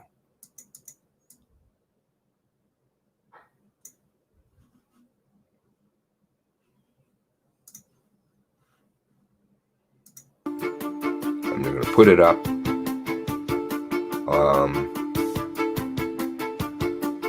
If you guys let me know when you get through, I'll try and cut it and put it up on the channel. Good morning, Nova Scotia. So this is How from are you yesterday. on this Thursday morning. Hi, and welcome to the show today. I'm Rick Howe with you until 1 o'clock this afternoon. I hope the And here's audio what is we've got okay. coming up on the show for you today. We'll begin our day with another open hour. Throwdown Thursdays ahead. And if you've got something to say this morning, give me a call now. 902-405-6000 or 1-877-801. Have a super day, Tara. More. In just a quick moment. After the news at 11, the Ecology Action Center's Wilderness Coordinator, Ray Plourde, will join me for the hour to discuss some of the environmental issues facing Nova Scotia today. Then after the news at noon, we'll hear more about the push to daylight freshwater brook here in Halifax. Peggy Cameron with Friends of the Halifax Common will tell us more. Wildlife biologist Bob Bancroft will join me to talk about the destruction of animal habitat. He says in Nova Scotia these days, wildlife has taken a back seat to just about everything. Crime writer Bev Ketty says he knows who killed businessman Michael Resk, December 9th, 1955. The reason I leave this other stuff in there rather than just cut it is just because he talks about all kinds of other things and it's kind of an afterthought, which frankly disturbs me. But it's one of the Halifax Police Department's oldest cold cases, and he'll tell us who done it. He'll join me this afternoon. he's given And airtime. we'll hear another history lesson this afternoon with historian and archaeologist David Jones. But this hour, let's hear what's on your mind this morning. It is time now for Throwdown Thursday. It's an open hour, and that means anything goes here between now and 11. Give me a call, 902-405-6000 or 1-877-801-8255. Did anyone witness that incident on Joe Howe Drive yesterday when a bunch of police SUVs chasing a vehicle cut across the grass median? Pretty bizarre. But the RCMP is not saying much about it. In fact, they're not saying anything about it other than there's no risk to public safety, and they might have more to say perhaps tomorrow. There's a suggestion this is part of some kind of national police operation. But again, police are remaining tight-lipped about it. So I'm curious. Well, funnily enough, this call addresses at least the fury side of it. Fury, I don't know, whatever. I like to call them furry. You know, those, I don't know. That's why I have those crazy diagram or pictures. Curious, did anybody witness that yesterday, at least along Joe Howe anyway, when a bunch of police SUVs chasing a vehicle cut across the grass median? And again, a pretty bizarre situation. Give me a call here this morning. We talked about the possibility in recent days of identifying people who received the COVID vaccine and possible restrictions for those who do not. Well, Nova Scotia's health minister now says this province is looking into providing proof of vaccination. Leo Glavine says travel, for example, could be one of the areas where having proof of vaccination would be a requirement. Ontario's health minister earlier this week said people who do not get the vaccine could find themselves being restricted from, well, places like movie theaters, sporting events, and such. So let's continue with this topic here this morning. What are your thoughts on providing proof that you've received a vaccine, and what about those restrictions potentially for those who do not? Give me a call here this morning. Healthcare workers, by the way, will be among the first in Nova Scotia to get the COVID vaccine, and we could start seeing vaccinations next week. It's being recommended that residents in long-term care homes be given priority along with frontline healthcare workers. And now teachers say they too should be among the first to get vaccinated, considering, according to the Canadian Teachers Federation, the risk that most teachers face in their classrooms. Do you think the teachers have a case to be among the first to get this vaccine? Give me a call here this morning. We're being told, by the way, that all Canadians could be vaccinated by the end of September next year, which begs the question this morning, will you get the vaccine? Paul emails me to say that he will not. In fact, he says he's not an anti-vaxxer. He just, again, thinks that perhaps this has been, well, he says, here's what he says, basically. I won't be getting the COVID jab anytime soon. I'm not anti-vax. I get a flu shot every year. But these COVID vaccines are being rushed out the door in record time, and I won't be part of the trial. With a COVID survival rate of 99.9%, he writes, for healthy people, I'll take the chances of contracting COVID. How about you here this morning? Will you get the COVID vaccination when it becomes available. And we're being told that all Canadians could be vaccinated by the end of September in 2021. Give me a call here this morning. What else can we get into? Well, we learned more yesterday about the weapons that gunman Gabriel Wortman had in his possession during his mid-April murder spree that saw 22 Nova Scotians killed. It was described as tremendous firepower, and the guns, say police, were illegally obtained in both Canada and the U.S. The newly released information also reveals Wortman was on his way to Halifax to get someone, according to his common law partner, Lisa Banfield. Halifax police did go to a home and provided security for the couple living in the home at that time. The death toll could have been much higher, it seems. Any comments from you this morning? Give me a call. And perhaps your thoughts this morning on a new study that says over 41,000 children here in Nova Scotia now live in poverty, and those numbers are rising. Indeed, poverty rates in every province have decreased, according to the Canadian Centre for Policy Alternatives. Every province, that is, except Nova Scotia. Another black eye for this province. Any comments here this morning? Those are some of the issues we might get into this hour, but anything goes between now and 11 o'clock. Call me, 902-405-6000 or 1-877-801-8255.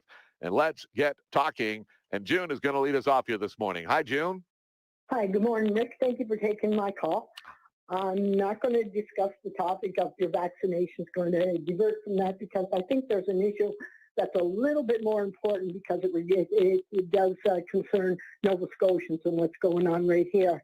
It was to do with the report this morning on CBC with regard to Fury.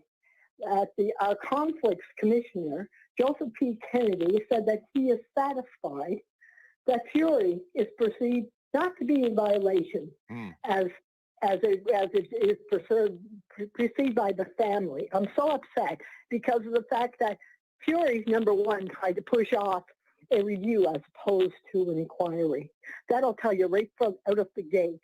Mark Fury is not on the side of the families, not on the side of the public, and not on the side of the lawyers for the families, because they believe that due to his 32 years of an RCMP job, that he shouldn't be involved in this. I agree 100%. It's like, how can you expect him not to be on the side when there's a good chance that even Fury will be compelled to testify?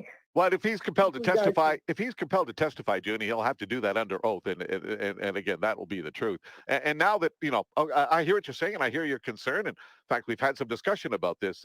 Paul Palango, for example, says that Fury is in an obvious conflict of interest, but the conflict of interest commissioner says no, that's not the case. And it's a moot point now, don't you think, June? Because he's not going to be directly involved any longer in this inquiry. This is going to be now up to the three commissioners to kind of run the show, and perhaps Fury could be called as a witness. That remains to be seen. But now he's kind of out of the picture. So is that still a big deal, do you think?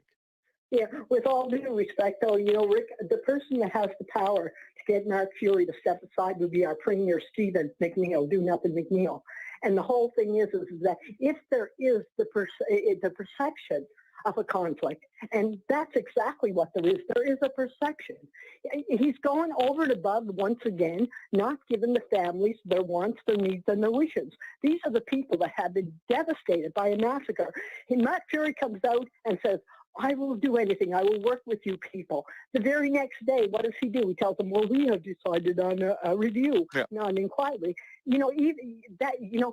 Show me what he's done for the victims. Well, and again, he was reluctant to get drawn into a public inquiry. You're right in that regard, and you're right in regards to a lack of communication with the family members. But again, that's all in the past now. Now we got to focus on this pending public inquiry, which Mark Fury will have no role in other than potentially being a witness. So yeah, I hear what you're saying in regards to, was he in a conflict of interest? Perhaps he was. But I think that's now a moot point because, again, it's going to be these three commissioners who are going to be running the show. They will determine who are the witnesses called. They will determine how this whole thing proceeds. And I think Mark Fury's hands are out of the picture right now. Part, Rick, too, is that their background as well is suspect. Yep. God help the family. Let's hope for the truth to come out, whether it be from, the Inquirer, or whether it be from the people like LGC, Little Gray Cells, and people that are working behind the scenes to dig up the information that most people in Nova Scotia have no understanding of. Appreciate the call, Thank you. June. Thanks very much. And another piece of information that we found out today that I found very interesting as well is that after he committed all of the murders, the 22 murders, he was on his way to Halifax. This is just before he stopped at the gas station in Enfield where he lost his life when police shot him dead. But he was on his way to Halifax, apparently, to, in his girlfriend's words, get someone. In fact, Halifax police sent some officers to a home somewhere in the city. The individual that he was out to get, apparently, and provided security. Until then, they found out that Wortman had indeed been shot dead by police. So another little piece of information coming out about Gabriel Wortman and his actions in mid-April. Iris, good morning to you. The long wait for answers continues.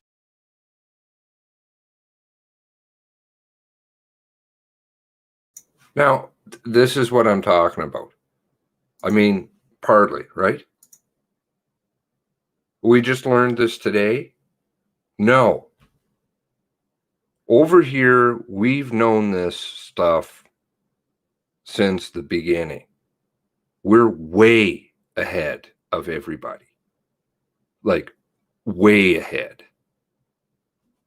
Notice how they don't want to talk to anybody over here? Never want to talk to anybody here.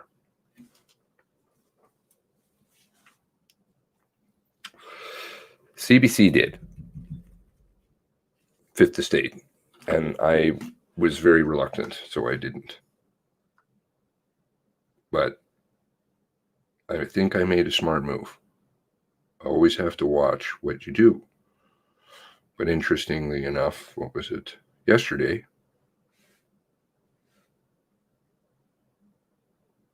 my little tiny Twitter account, because I don't have anybody important. Oh, that was an interesting follow, too.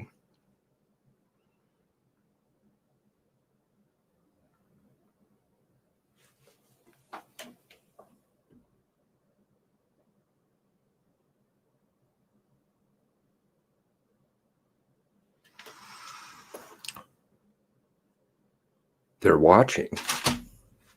They know. They know we know. And I guarantee you, I know the RCMP know we know. They watch real careful.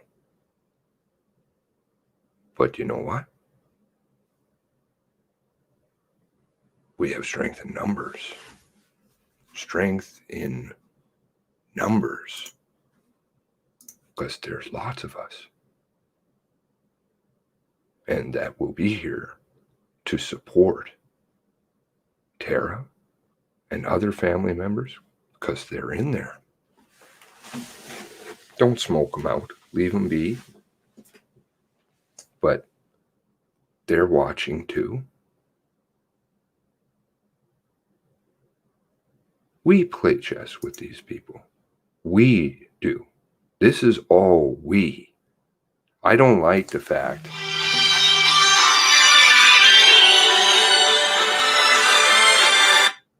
uh-oh, my intro. Hello? Hey, dude, I'm doing stream. You want to say hello? Oh, hi. Oh, I don't know. There you go. I don't know, people. Oh, hi. Who's that? Who are you? Hi. Caller, identify yourself. Yellow. Oh, no. Oh, no. That's how I identify myself. What's going on? Just dropped the kids off, and yeah, I was just calling you about your line of messaging from last night. Oh, I don't even know what the hell is. I haven't gone to sleep yet. Oh, wow. What was I messaging here? It was about our interview. Oh, right. Yeah. Yeah. Well, let's not get into that one. Yeah, let's not. But I mean, that was an interesting little thing to note. Yeah. I feel like I'm required to do a few things now. Wash my mouth out with soap. COVID things. You could do mask things and washing hands things. I feel like I probably should now. No, that was No, I shouldn't. No, I shouldn't. just teasing. Your ringing scared my cats. Uh-oh. Yeah, it's a terrible ring on that phone. Blue Nose says hi. I'm sorry for scaring a cat. Blue Nose says hi. Truth and All says hi. Good Time says hi. Hi, everyone. Cheers. Always love hearing from everybody. Says Truth and All says she's watching. I guess you're a she now. Yeah. You know what? We were talking about this the other night, and it's probably good for everyone to hear that, you guys are part of the huge reason why we're still doing this. And, if everyone that we see in the chats, there's not one specific person that we like more than the other. To be honest, everybody is super helpful. Even, even people that, maybe feel like they're on the outs. Honestly, everyone has helped. Everyone. I mean, everyone. Yep. There's nobody on the outs. Everyone has helped. Absolutely. Couldn't have said it better myself. That's why you say it. So, yeah. I'm just thankful for that we have all these people who are still following, still watching, still there, still helping. We're lucky. I feel blessed. Yes, we are so blessed. And the thing is that we stand as a team together. That's it. Nobody. I was explaining that I feel really not comfortable because my name is now out and being used, which is not. I even the other night I'm like, please don't use my name during the interview because we're a team. It's a team thing, but I don't know. But at least in the same breath, the Discord is being brought up too. Yes, I'm keep trying to push this that's one important because this does really good things for people's spirits all around. We're a force, and we're not going to go away. And people are having a bad day or whatever, they can count on somebody and reach out. And I think it's brought some really good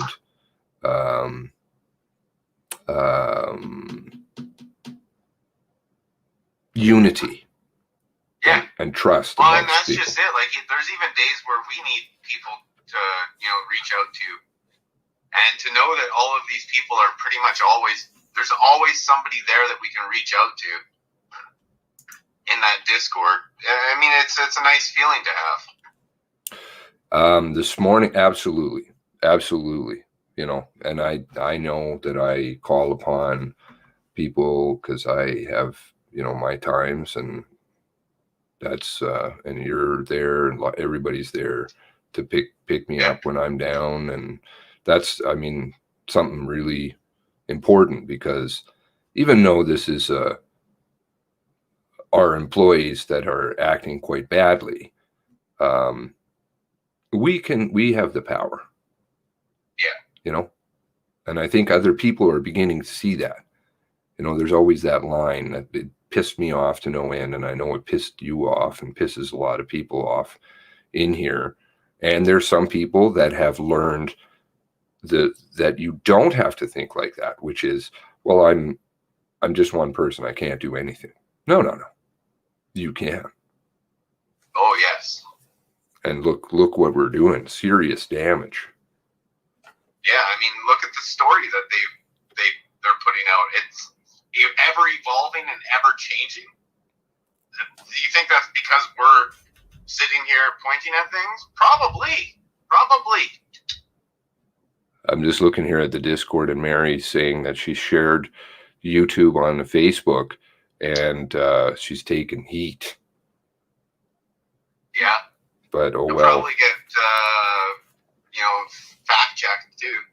Yeah, no, both groups now are shutting down anybody who has any discussion or mentions anybody who mentions it. So I suspect that kind of may mean us. Yeah. Both groups, like both of the big groups. So they're both controlled. by people who will not allow that line of thinking. Or that line of reasoning at all. Like, and that's ludicrous when you say to somebody, you can't think something. Of course, anybody can think. Especially about something like this. Like you would think that people would be willing to explore all angles of, considering the fact that we really don't have any clue. 8 months later, we have very little clue of what actually happened. Yeah.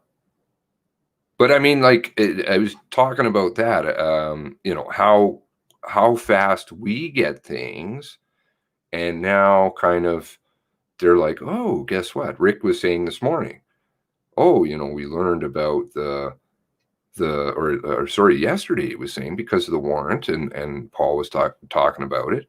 But, you know, the fact that the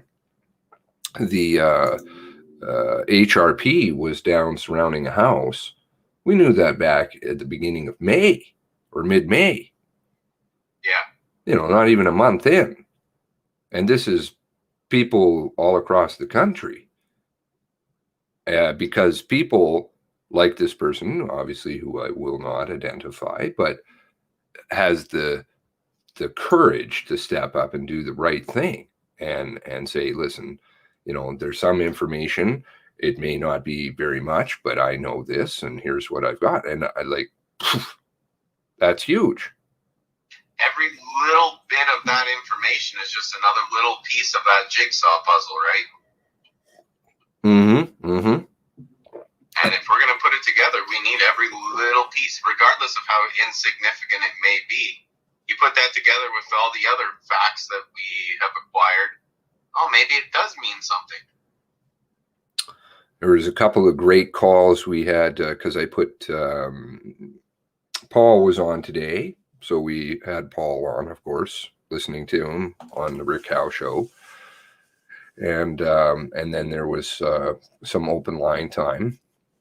We went through a little bit on the warrants and then did open line. And there were some great calls in there. Tara called. Oh, nice. And it was a wicked call. Wicked call. She held herself. Now I know what I'll be doing for the rest of the day. She held herself together so well and like really, you know, threw out a lot of good points and just expressed herself, you know, with such eloquence and dignity. But like she called into Rick or called into you? Called into Rick. Oh, wow. That's awesome. So, and Rick took her number. So, you know, the message is getting out. Oh man, that's so good to hear. And maybe we can get some answers for her and the other family members that are, you know, because why do they have to do that? Why do they have to? Yeah. No, I agree. It's crazy that Tara is the one who has to do all this pushing and other families. I mean, yeah, and us. But I mean, like, for other families. Goes, sorry, I said other families. It's crazy that she's the one taking the charge, and I'm, you know, my hat's off to her. Like, that woman is probably one of the strongest women I've met or heard of in quite some time. Yes. No, she's a bit of a firecracker. Don't piss her off. Yeah. I think she has her brother's DNA in her. Possibly. Yeah. So, yeah. Oh, that's good. She's keeping it alive, right? Yep. Well, I was going to run through a little bit more warrants, but I think I might just wrap her up.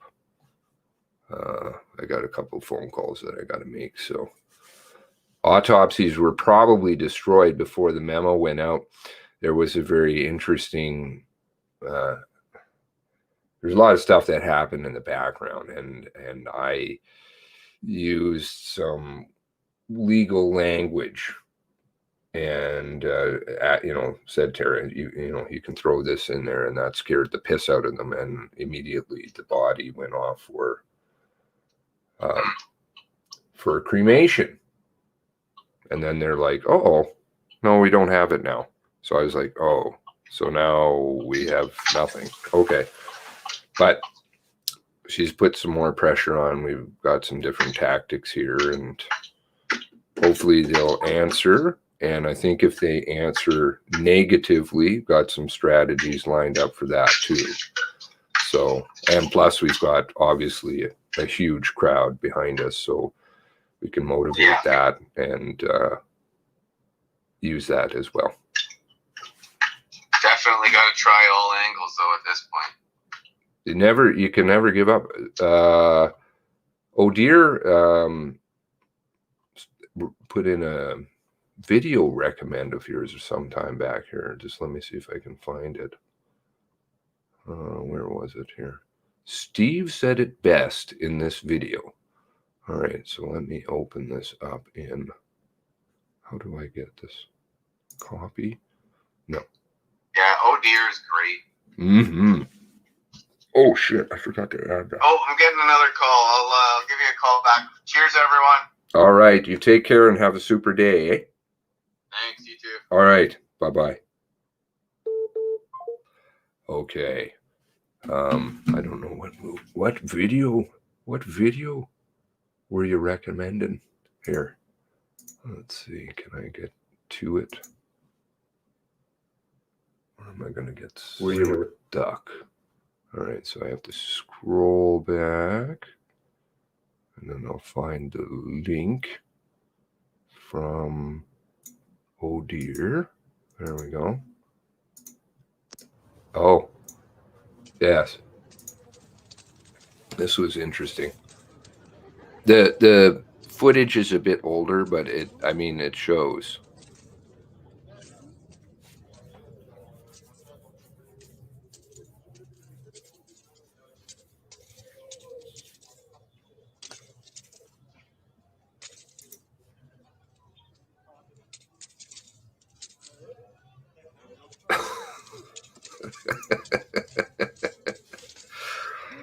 Oh.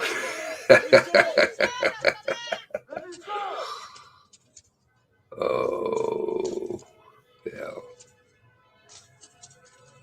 God knows what's going down. Gayan, PPC. What an a-hole this speaker is. Rude? Who's that? Who's the a-hole? Me?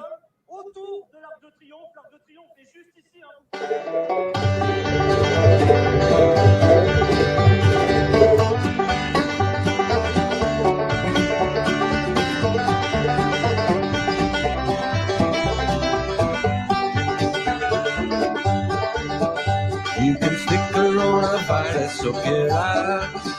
Everybody that I know calls it a fly.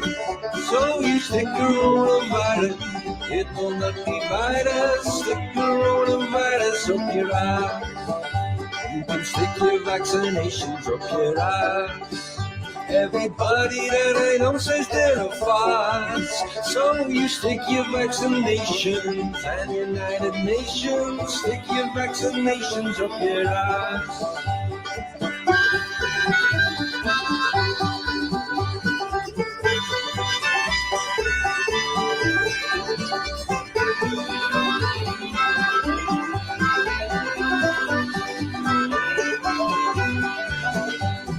Stick your propaganda up your ass.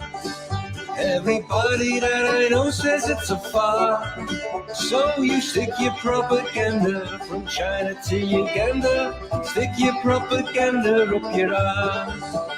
You can stick your crooked media up your ass. Everybody that I know says they're a farce. So you stick the crooked media, nobody believes you.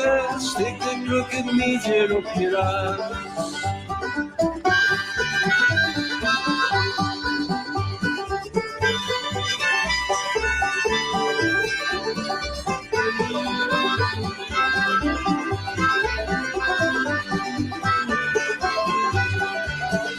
You can stick the social distance up your ass. Everybody that I know says it's a farce. So you stick your social distance and all your statistics. Stick your social distance up your ass. You can stick your quarantining up your ass. Everybody that I know says it's a farce. So you stick your quarantining and your COVID screening. Stick your quarantining up your ass.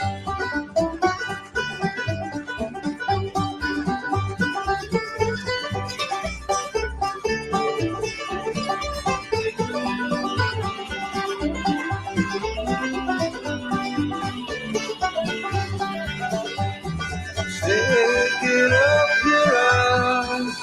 You can stick it up your ass. You can stick the coronavirus. It will not divide us. Stick the fucking love right up your ass.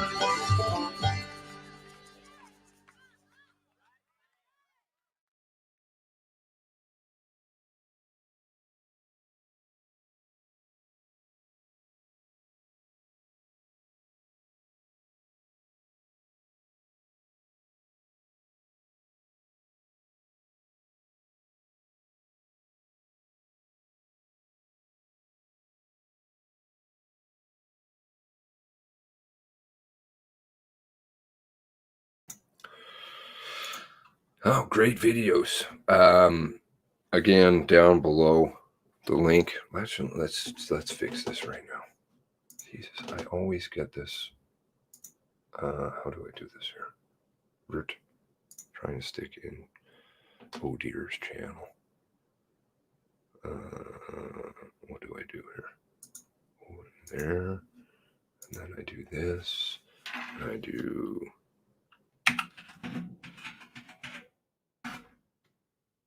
Okay, there we go. All right, copy.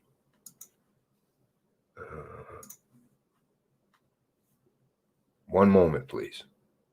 Just doing a little editing. Little editing.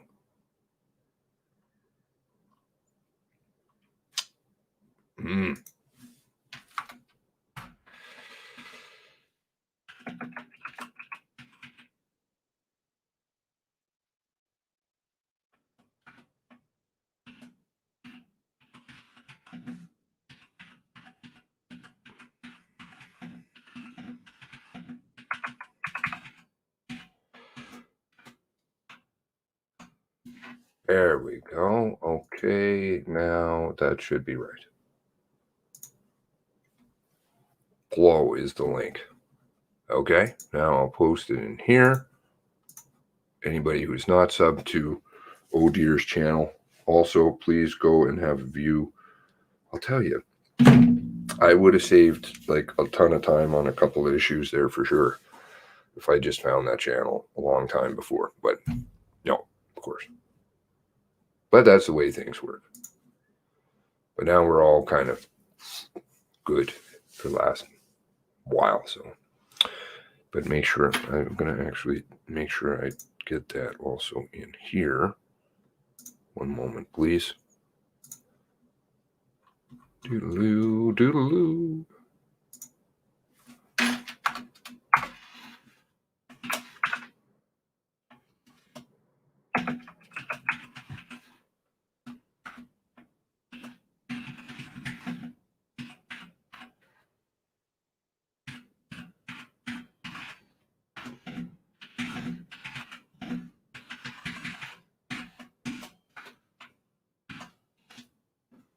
Why is it not linking? There we go. Okay. Auto save. Off. File. Save. Okay. All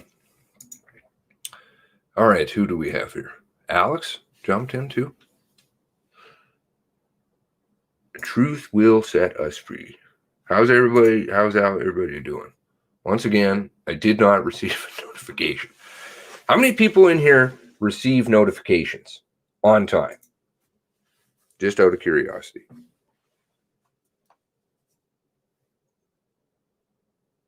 I'm going to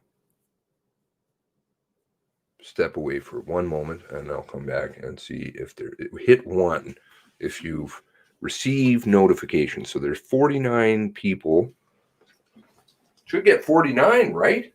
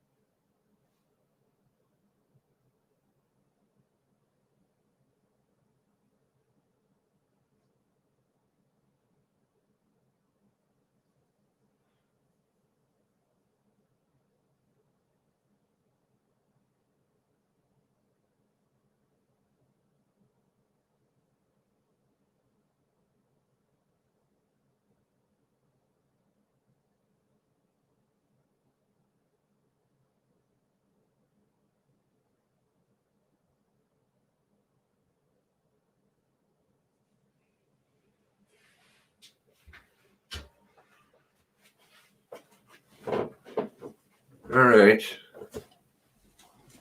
Let's see what we got here. 90%. Oh, wow. More than I thought. You do. Mike gets it. Dave, Truth and All. 90% of the time, Michael gets it. Okay. Good Times does. Jay, did you give it up on it? No. Jen gets it. Good stuff. You get notifications. Oh, okay. You don't get any notifications, or you got a no watch channel, or you've got a watch channel. Do you have a watch channel? I have my watch channel. Don't want to have lots of things associated with my name, even though of course it is. Oh, there was a great article also on Project Wide Awake. Let me see. That's going to take me to the wrong tweeties. Here we go. I put it up yesterday. Anybody wants to sub to my stuff or anybody else's stuff, contacts and all that stuff is down below. Who's the best host ever? Who's the best host ever? Is that you saying that? Screw you, man. You don't even pump me at all. You don't pump us. Yourself. I'm just giving you a hard time. Okay. Everybody does what they want to do. Taking the knee. Oh, no. Really? Come on. Can we all just be friends? Where's my thing? Oh, there's a good old friend, Polly. I like Polly. Are we awake yet? Understand, our employers, i.e. our national police force, the RCMP, is surveilling and bank about all of us. About all of your families. I suppose I left out a word. Geez, I should write warrants. No joke. And I'm being totally serious. This program is crazy. Crazy. Steve doesn't get notifications. That's awesome. Well, that's almost, I ranked that up there with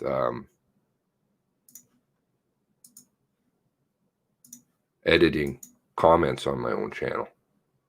Notified. Ceases, are you my YouTube guide? Well, it's actually more like you, RCMP. The Project Wide Awake, and what is the program called? The Babel, Steve. The Babel. Babel X. Is that what it's called? Babel. Nice name. I love how they choose these names. Eh? Sounds so scary. What is it called? Babel X software. There we go. There we go. It sounds like it may come out of somewhere. Do you think it may come out of somewhere, Todd? I think it does. I think so. We'll leave it at that. The RCMP X-Men fixation is more sinister than comic.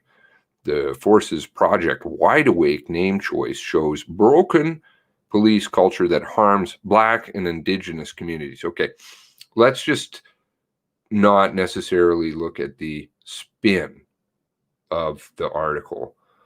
There's articles that the Tyee, the Tyee that has not so much political spin, but it's the content. The RCMP's decision to name Project Wide Awake online surveillance program after mutant trackers in the X-Men comic series book might seem like harmless fun. Might seem totally ludicrous too, right? But viewed against the scathing revelations of systemic racism, misogyny, in police forces nationwide, there is problems with individuals for sure in the police force, and they need to be taken out back of the bar and given a good beating and then made to clean toilets for the rest of their life. But it's a troubling glimpse into police culture that unmasked the institution's casual dehumanization of marginalized groups. The Tyee first reported on the existence of Project Wide Awake, an operation monitoring individuals' Facebook, Twitter, Instagram, and other social media activity in 2019. In the X-Men comic series, Project Wide Awake is a covert government program that employs mutant hunters or sentinels to monitor and track down and exterminate human mutants, the X-Men. In the real world, Project Wide Awake is the RCMP's large-scale online surveillance program designed to monitor internet users and political protest activity. In the RCMP version, Canadian residents are mutants targeted by the hunters, but not everyone is an equal target. Let's skip past that stuff because that I don't like this stuff because it's very divisive, right? Everybody's a friend, and goofs that don't want to be part of that, well, there's ways of dealing with them. The Operation Mutant Hunting eponym is not coincidental or even an isolated incident within the RCMP. Documents obtained by Tyee exposed reference to 2 projects connected to Project Wide Awake with names plucked directly from the X-Men series. Sentinel, mutant hunting robots in the comic book series, and Cerebro, a powerful device to detect mutant locations. While the RCMP is not forthcoming with the Tyee reporter Brian Carney about the project's exact purposes, their names alone and their mention in covert operations meeting agenda for tactical internet operations support unit suggests further surveillance operation. Now look at this. This is an actual, I don't know if anybody's seen this sign before. I've seen this sign before. What is that show? Dark? It's in there. Celtic. What is it called? Anyways, and so, here they are talking about work smarter, be a civil leader. I mean, that's just spooky. Why are they talking about this nonsense? Tactical internet operations, unit agenda for 2018 programs, Cerebro, Sentinels, and Wide Awake, all references to programs. Technology in the X-Men related to tracking and hunting mutants. X-Men is not the only Marvel comic series to have popped up in Canadian policing. Earlier this year, Toronto photographed a skull emblem for the Punisher, Marvel's outlaw character, which delivers vigilante justice. The Punisher features predominantly pro-police and white supremacist merchandise, despite the creator's efforts to scrub the association. Yeah, I'm not going to touch the comic stuff because there's a history to the comic stuff. You want to go back to the warrant? Crispy, how's it going? We can go back to the warrant since Crispy put in a request. I'll oblige. I'll try and do my best. Where was that here? All right.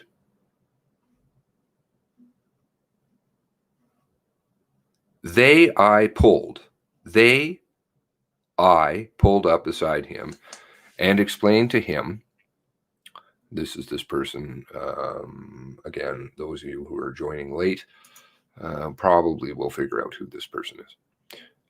Pulled up beside him that he had been shot and that there was a police car down there, or a car that looks like a police car that was shooting at them, and it looked like it was lighting places on fire. He was lighting places on fire. But he didn't see any of that. A second officer asked for a bit more detail, and Blank told him that his first suspicion was that his neighbor Gabe was, because his barn was on fire and he had a look-alike Taurus, meaning he had knowledge of a white, out-of-commission, rusty car.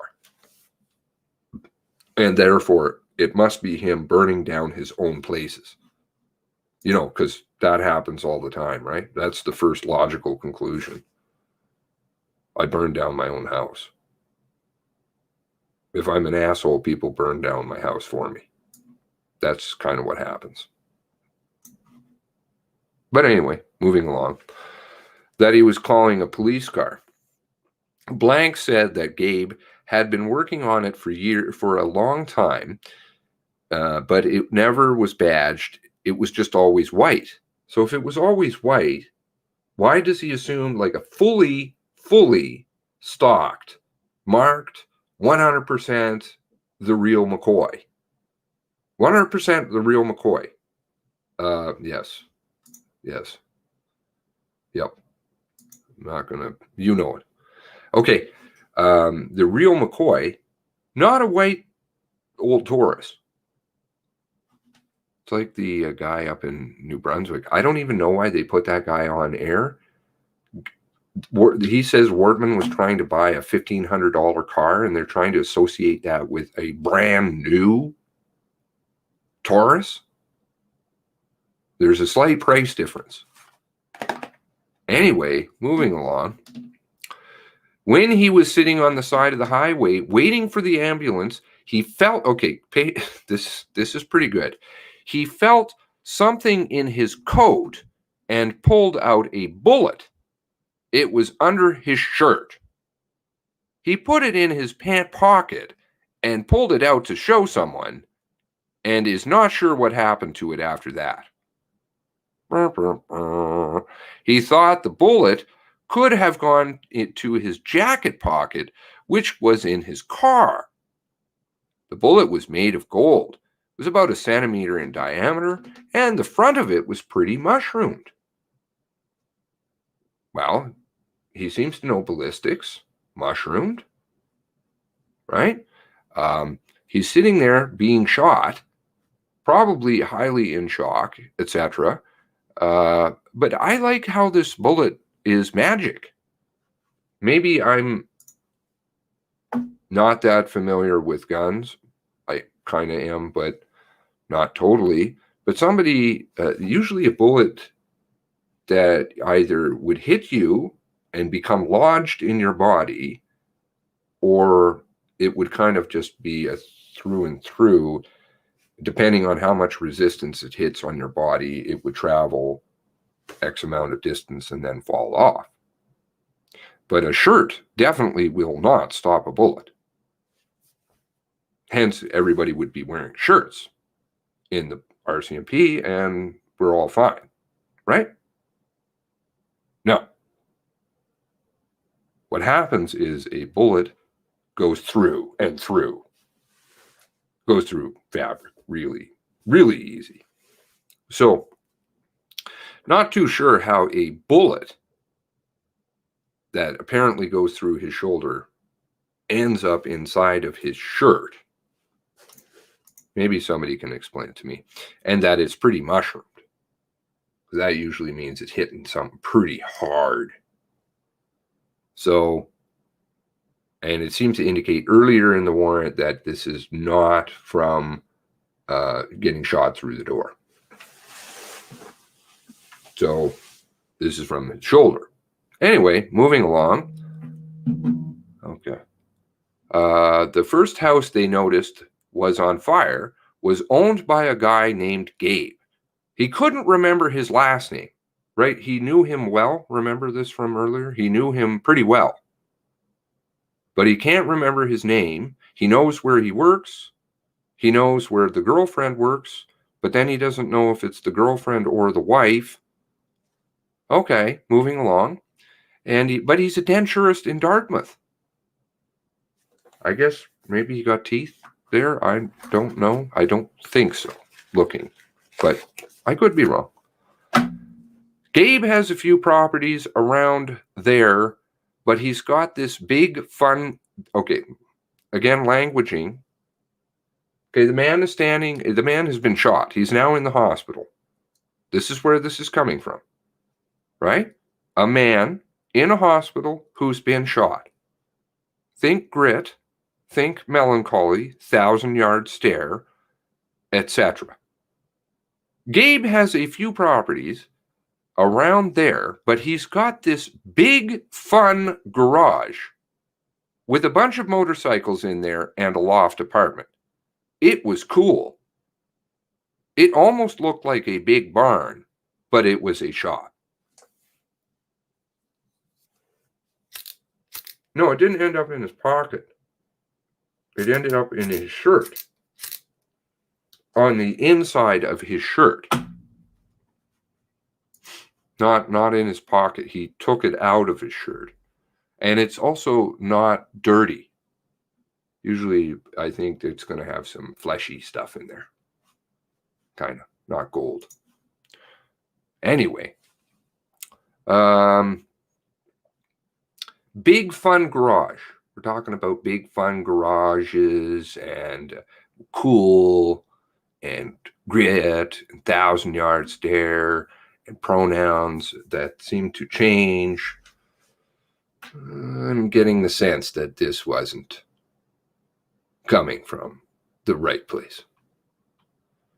Blank said, just before Portapique Crescent on the left-hand side, there is a little house, the only house on the left-hand side, and that's the house they saw the RCMP car at.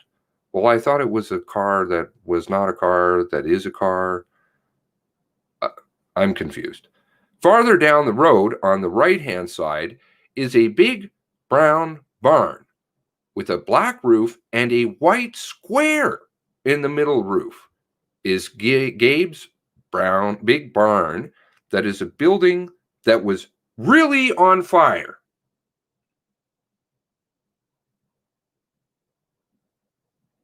It was really on fire. Not just kind of on fire, but really on fire. Because I know that's the way most people speak, right? Really on fire. So I asked our friend to, hopefully this won't dox them. Let's see, I better double check. Because I was looking for some pictures of the way the warehouse looked. Because I had a sneaking suspicion. I could kind of remember, but not really. Okay, it is kind of. All right, well, let's see if this doesn't do it. Oh.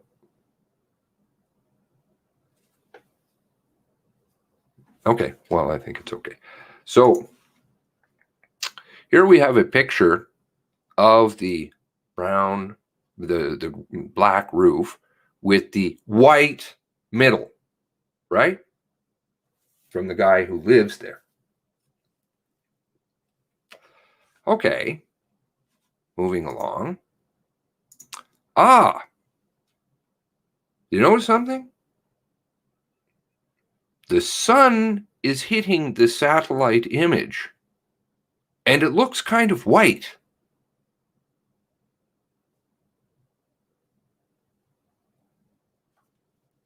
Are you following what I'm saying? They picked the wrong image to write their report, because this is what it actually looks like. Brown. The person who lives there knows that it's brown, not white.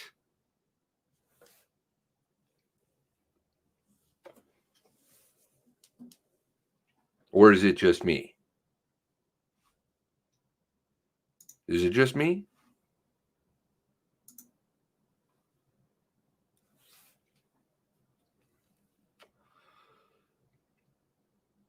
Okay, now we're getting into discussions of jackets. From my limited experience, correct. Okay, good. Regular bullet would be lead colored. Okay. Golden mushroom. Okay. But the trajectory of the bullet being mushroomed means it's hitting something hard. It's clean, and it's on the inside of his shirt. Seems rather odd. Remember, this person doesn't want to speak. There's a lot more to that side.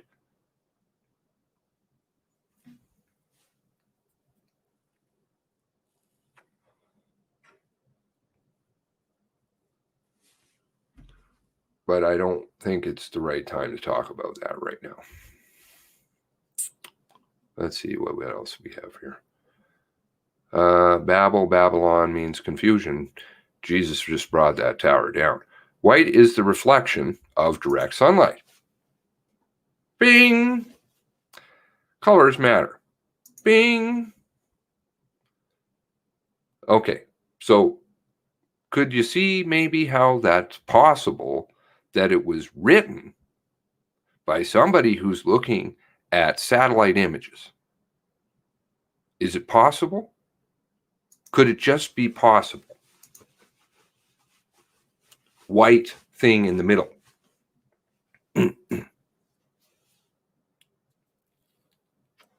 Just throwing it out there for your consideration. Thank you for Julie for her excellent archiving of stuff and all kinds of goodies, because frankly, I don't have that much stuff. Crazy amounts. And to, of course, the other people who are archiving stuff in there too. We need a house of intellectual fight club. Just saying. Okay, well, that sounds fun. What are the rules? Blank said he was driving is almost identical to police cars that showed up on scene. It didn't seem unusual in any way, but for some reason he knew it was fake, and he knew it was Gabe. I like this next part. This one's pretty good. Hold on. Blank couldn't describe the person that he looked like a police officer. That's right. Couldn't describe the police that looked like a police officer, but said that he was a white man, and his instinct told him it was his neighbor Gabe, but he can't say for sure.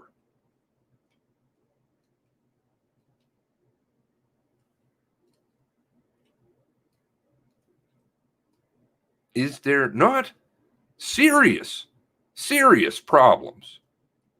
Like extra serious with a side of serious problems with that statement, which is going through all kinds of people and ending up in Angela Howerluck's hands, who then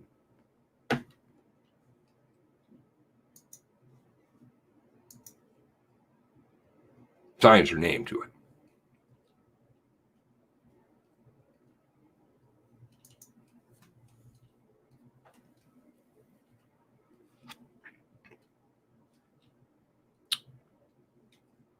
Possible? Changing pronouns? Cars that aren't cars, that are kind of cars, that maybe are cars, that somewhat are cars? And you just instinctually know, hey, that's got to be that guy, because you know that's what he would do. No. Gonna think, but he didn't even see him. So how is he identifying him? But the thing is, Fifth Estate, sad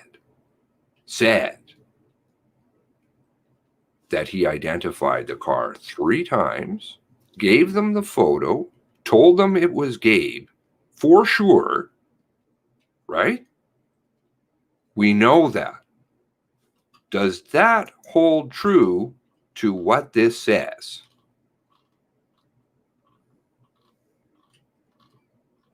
So one of the two isn't true. Which of these do you think isn't true? More than likely.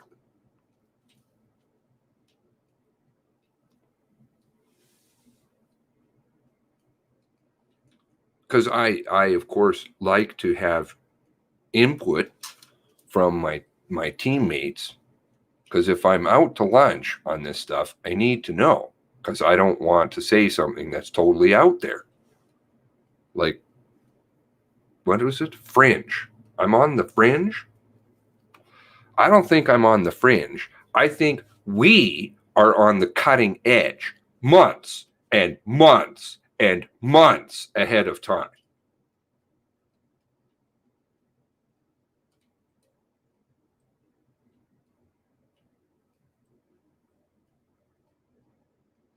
Let's see if there's a detail that they failed to report. There's lots of good stuff in this warrant. Lots. I particularly like all of the people who are talking about psychopath, etc. They seem to be certain people.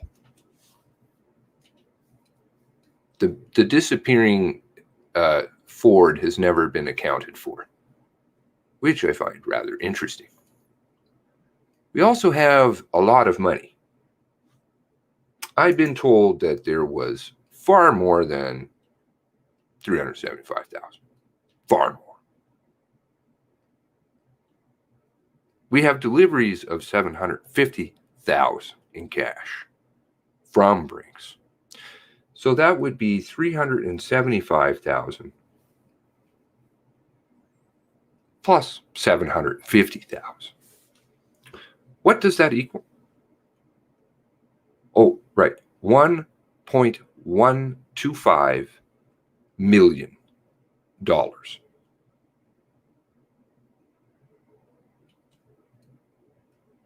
That's a lot of money. Maybe there's something else. Just throwing it out there. Now, let's see. Let's pick out a couple of other interesting ones. I like this one. Has a Barrett 50 cal. Really? Nobody else has ever mentioned that.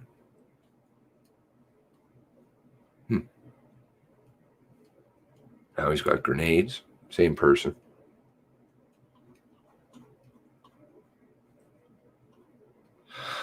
Yeah, there's like, I'd have to go through, but it takes a long time to go through each one. And I will. But there was the last person who gave us, I think it was like the last person. No.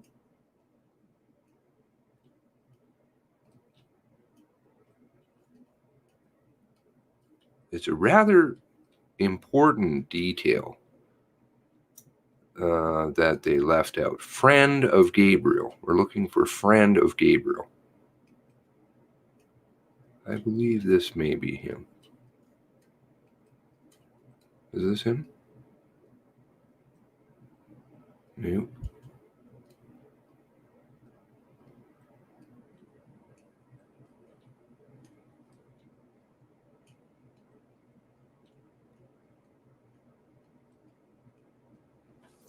Where is it here?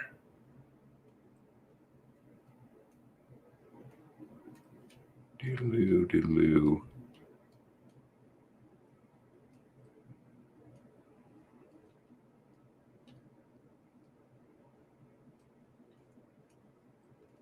It was so late at night, early in the morning.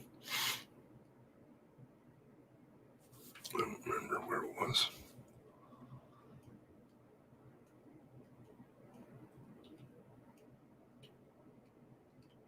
Lisa, of course, gets lots of Sharpies. Yes, very expensive gun. Absolutely very expensive. What were these warrants used for? Well, the duration on these warrants is pretty crazy. 3-month duration on them. 3 months to be executed. Wow. Just trying to find. Oh, yes, this is Mr. Fisher. His statement seems a little different than what I've seen before. Where is it here? Please, don't mind me if I'm making you motion sickness. I'm making myself motion sickness. Motion sick. My apologies. Motion sick.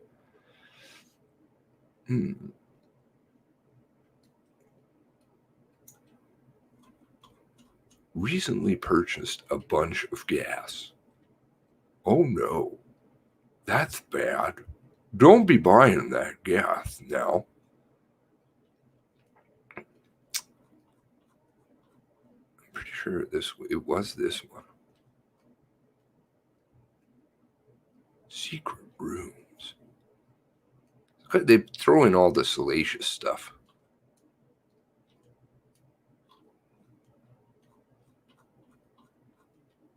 Where the hell is it? It's big, really big.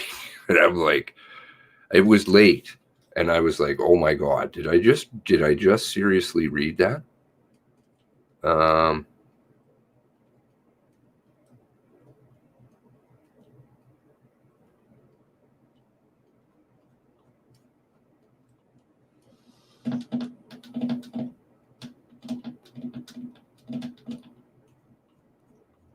It's for the Toshiba laptop, the SD card, you know, the Ford Interceptor.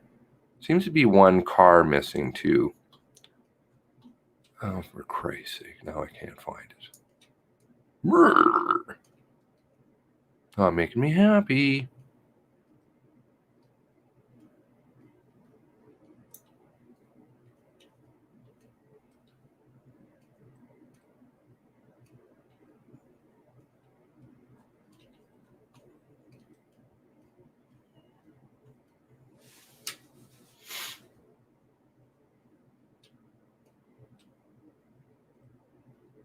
Ah, 36.19. Blank, the person whose interview is being conducted on, was cautioned, read their rights, for conspiracy to commit murder. And he said he didn't have any involvement in planning and knowledge of what happened during the shootings. Excuse me? There was somebody else that was going to be charged. And we've never heard this. Conspiracy to commit murder.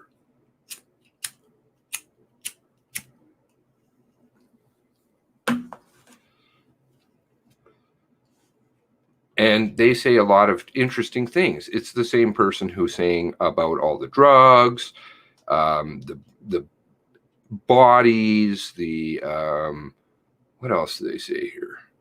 Grenades, booby traps, And there was another really interesting part here. Where was it?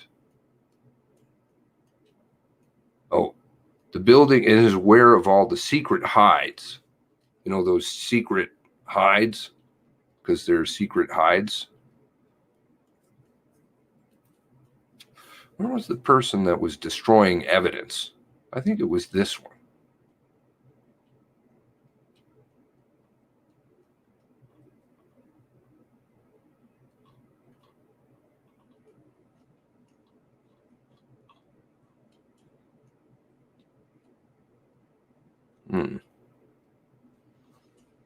There was a person in here who had pictures. Here we go. On April 19th, Sergeant Fitzpatrick seized the cell phone belonging to blank as he had been told that it had photos of a fake police car. Fake, of course, because we know that for sure. And when blank had exited the building, he began to delete the photographs on the cell phone.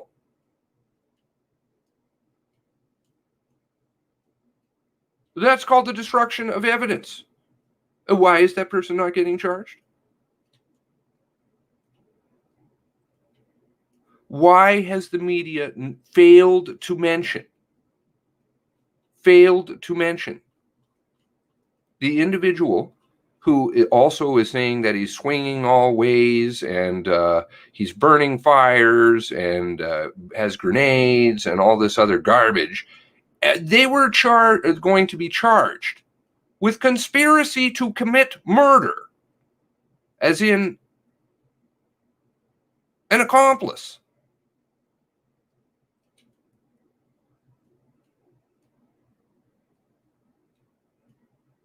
Controlling and paranoid. They don't have any reason to say anything here, do they? Not at all. Blank was cautioned for conspiracy to commit murder. And he said that he didn't have an involvement, planning, or knowledge of what happened. Okay, thanks for telling me. You can go home now. Pardon?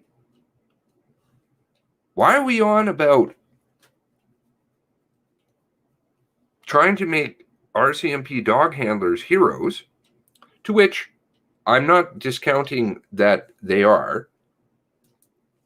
Why are we trying to frame that up, though, rather than talking about the fact that there's somebody who is going to get charged with murder?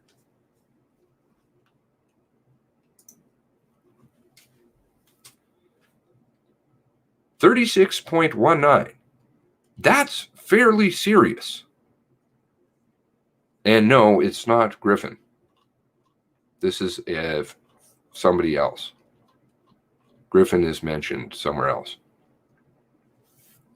This is Carpenter and Friend. And I think I know who this is. And some of you probably do too. And nobody seems to hear from this person. Also, strange.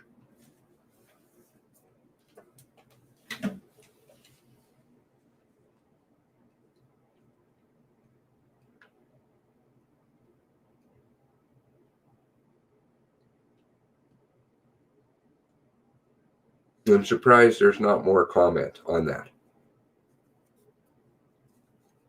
Frankly, I thought people would be utterly gobsmacked. Because I was. And also, it lends to, listen, I'll give you whatever you want. Just don't charge me.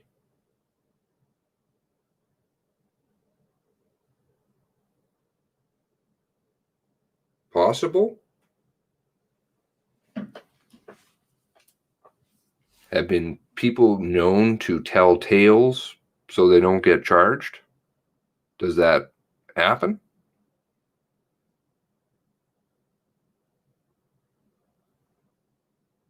Then we have the other person who's destroying evidence, not getting charged.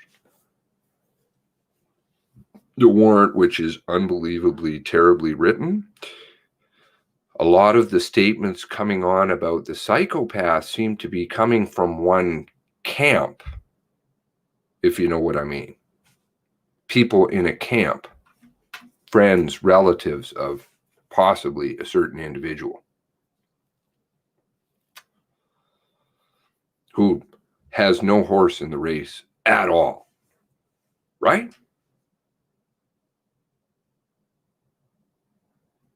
The chat has just gone silent. I guess it's not that big of a deal. Okay, then.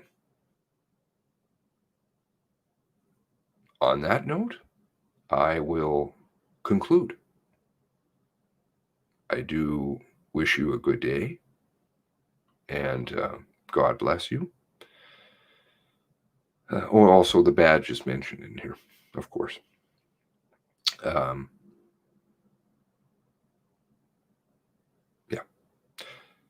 Multiple police uniforms from multiple police departments. Badge. Fully equipped police car. Gun, like we've been saying for how long? 5.56.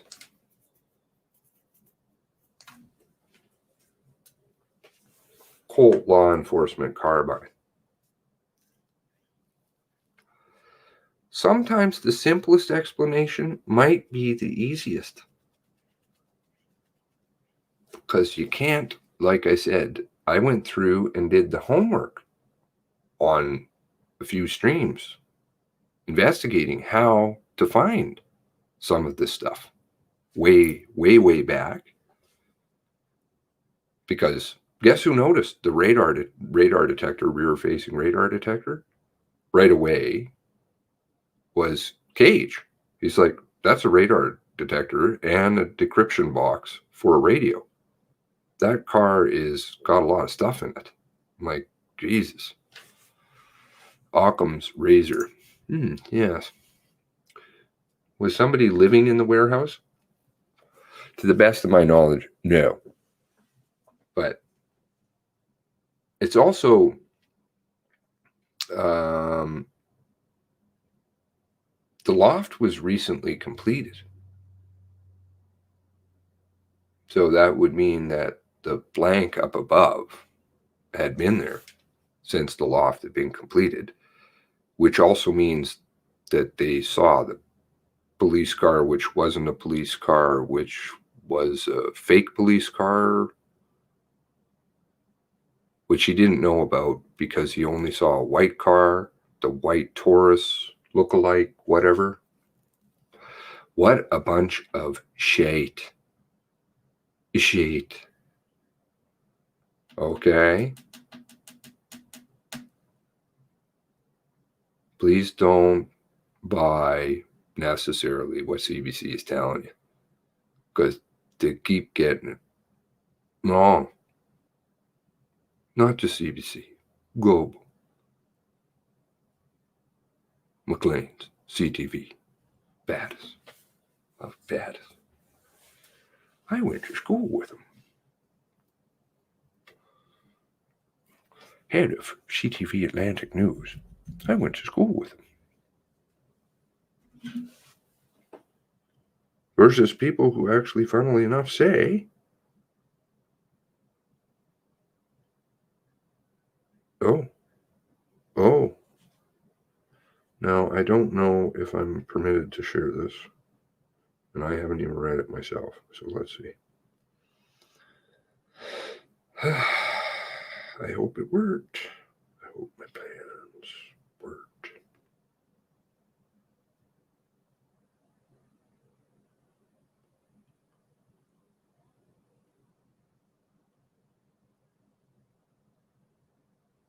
Oh my.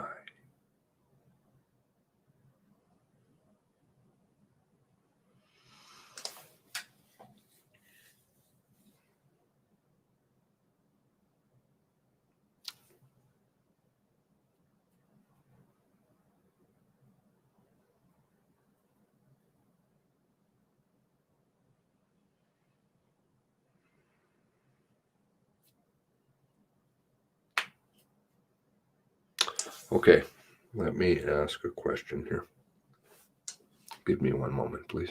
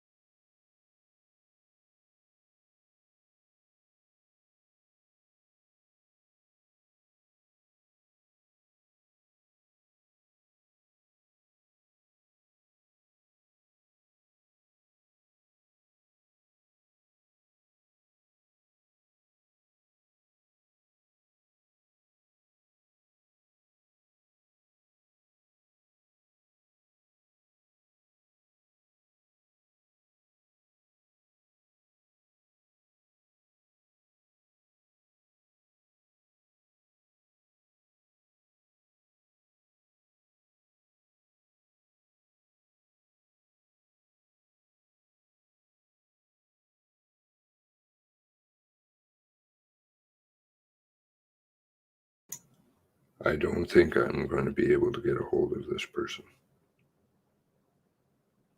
No, I'm not calling you.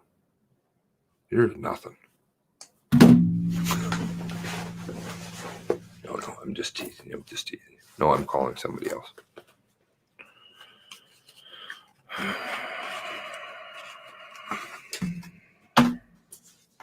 I'll give it a few minutes. You've got a good sense of humor, though. Friend, you do. Is the warrant online to view? No, not at this time. I will try and make them public here as soon as possible.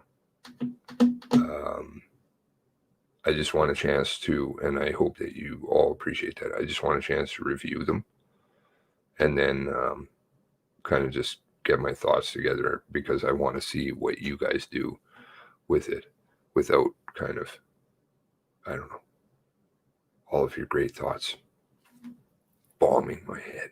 Does that sound fair? Sound fair? Sherry. Griffin is the convicted criminal. What was the question? Oh, maybe I got a response. Yes, I did.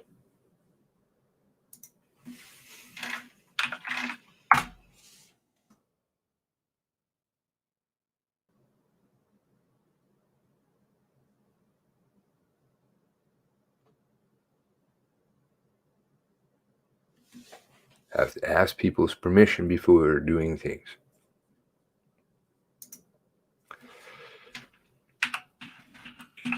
Then you don't violate trust, right? Very important.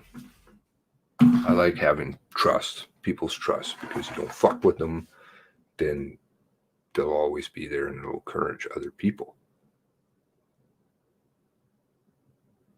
One moment, please. Waiting. Maybe it'll be good news, maybe it'll be bad news.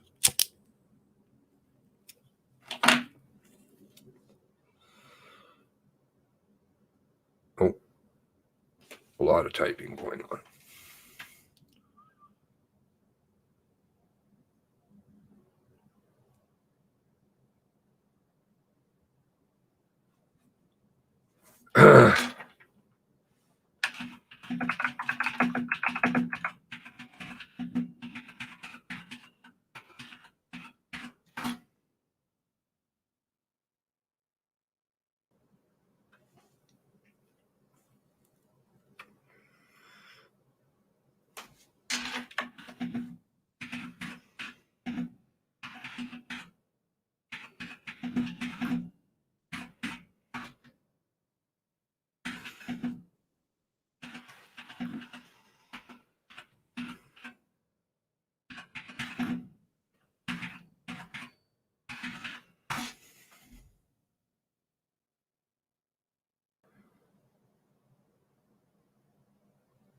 One moment, please.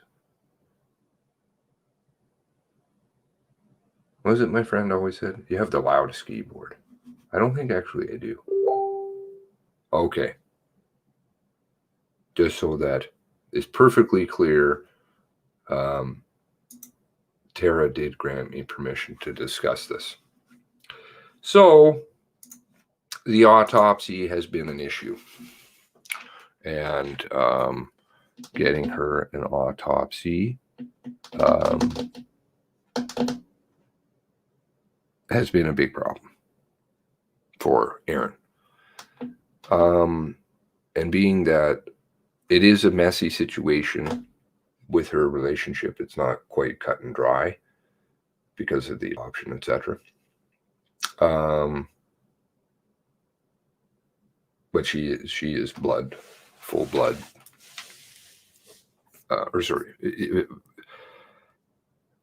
Well, anyway, blood. They're blood, right? So, and that's the last surviving relative of Erin's is Tara. And in terms of blood.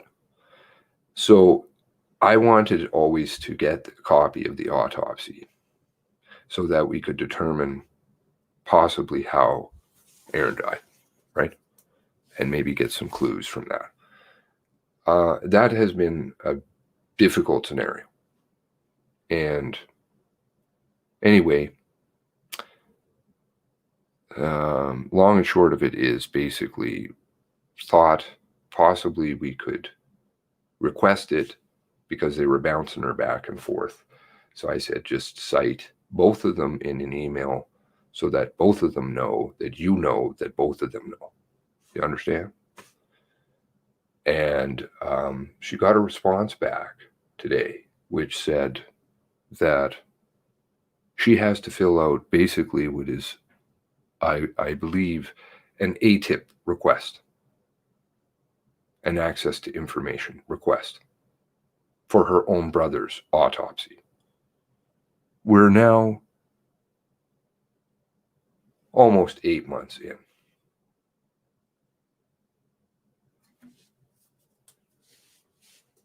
Frankly, I'm really disgusted. And I think that there are some solutions possibly to this above and beyond the ATIP request. But it would require help from all of you. Possibly. So I would like you, if you're willing to, I'm going to think about it, but please know that I may call upon you to help here.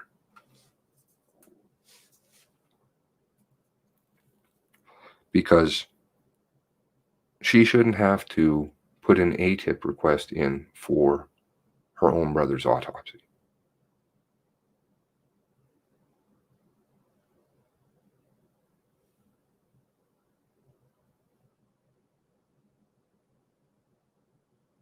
And that's rather infuriating for her and for me, who's trying to help on that side. So anyways, bad news, but not necessarily done, because, well, I don't like to quit fighting. I'm kind of stupid that way.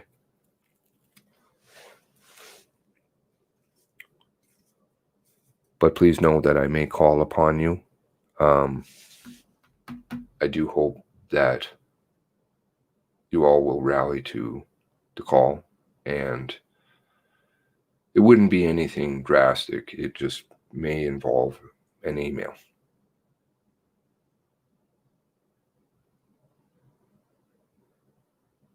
Anyways, I do hope that you have a fantastic day.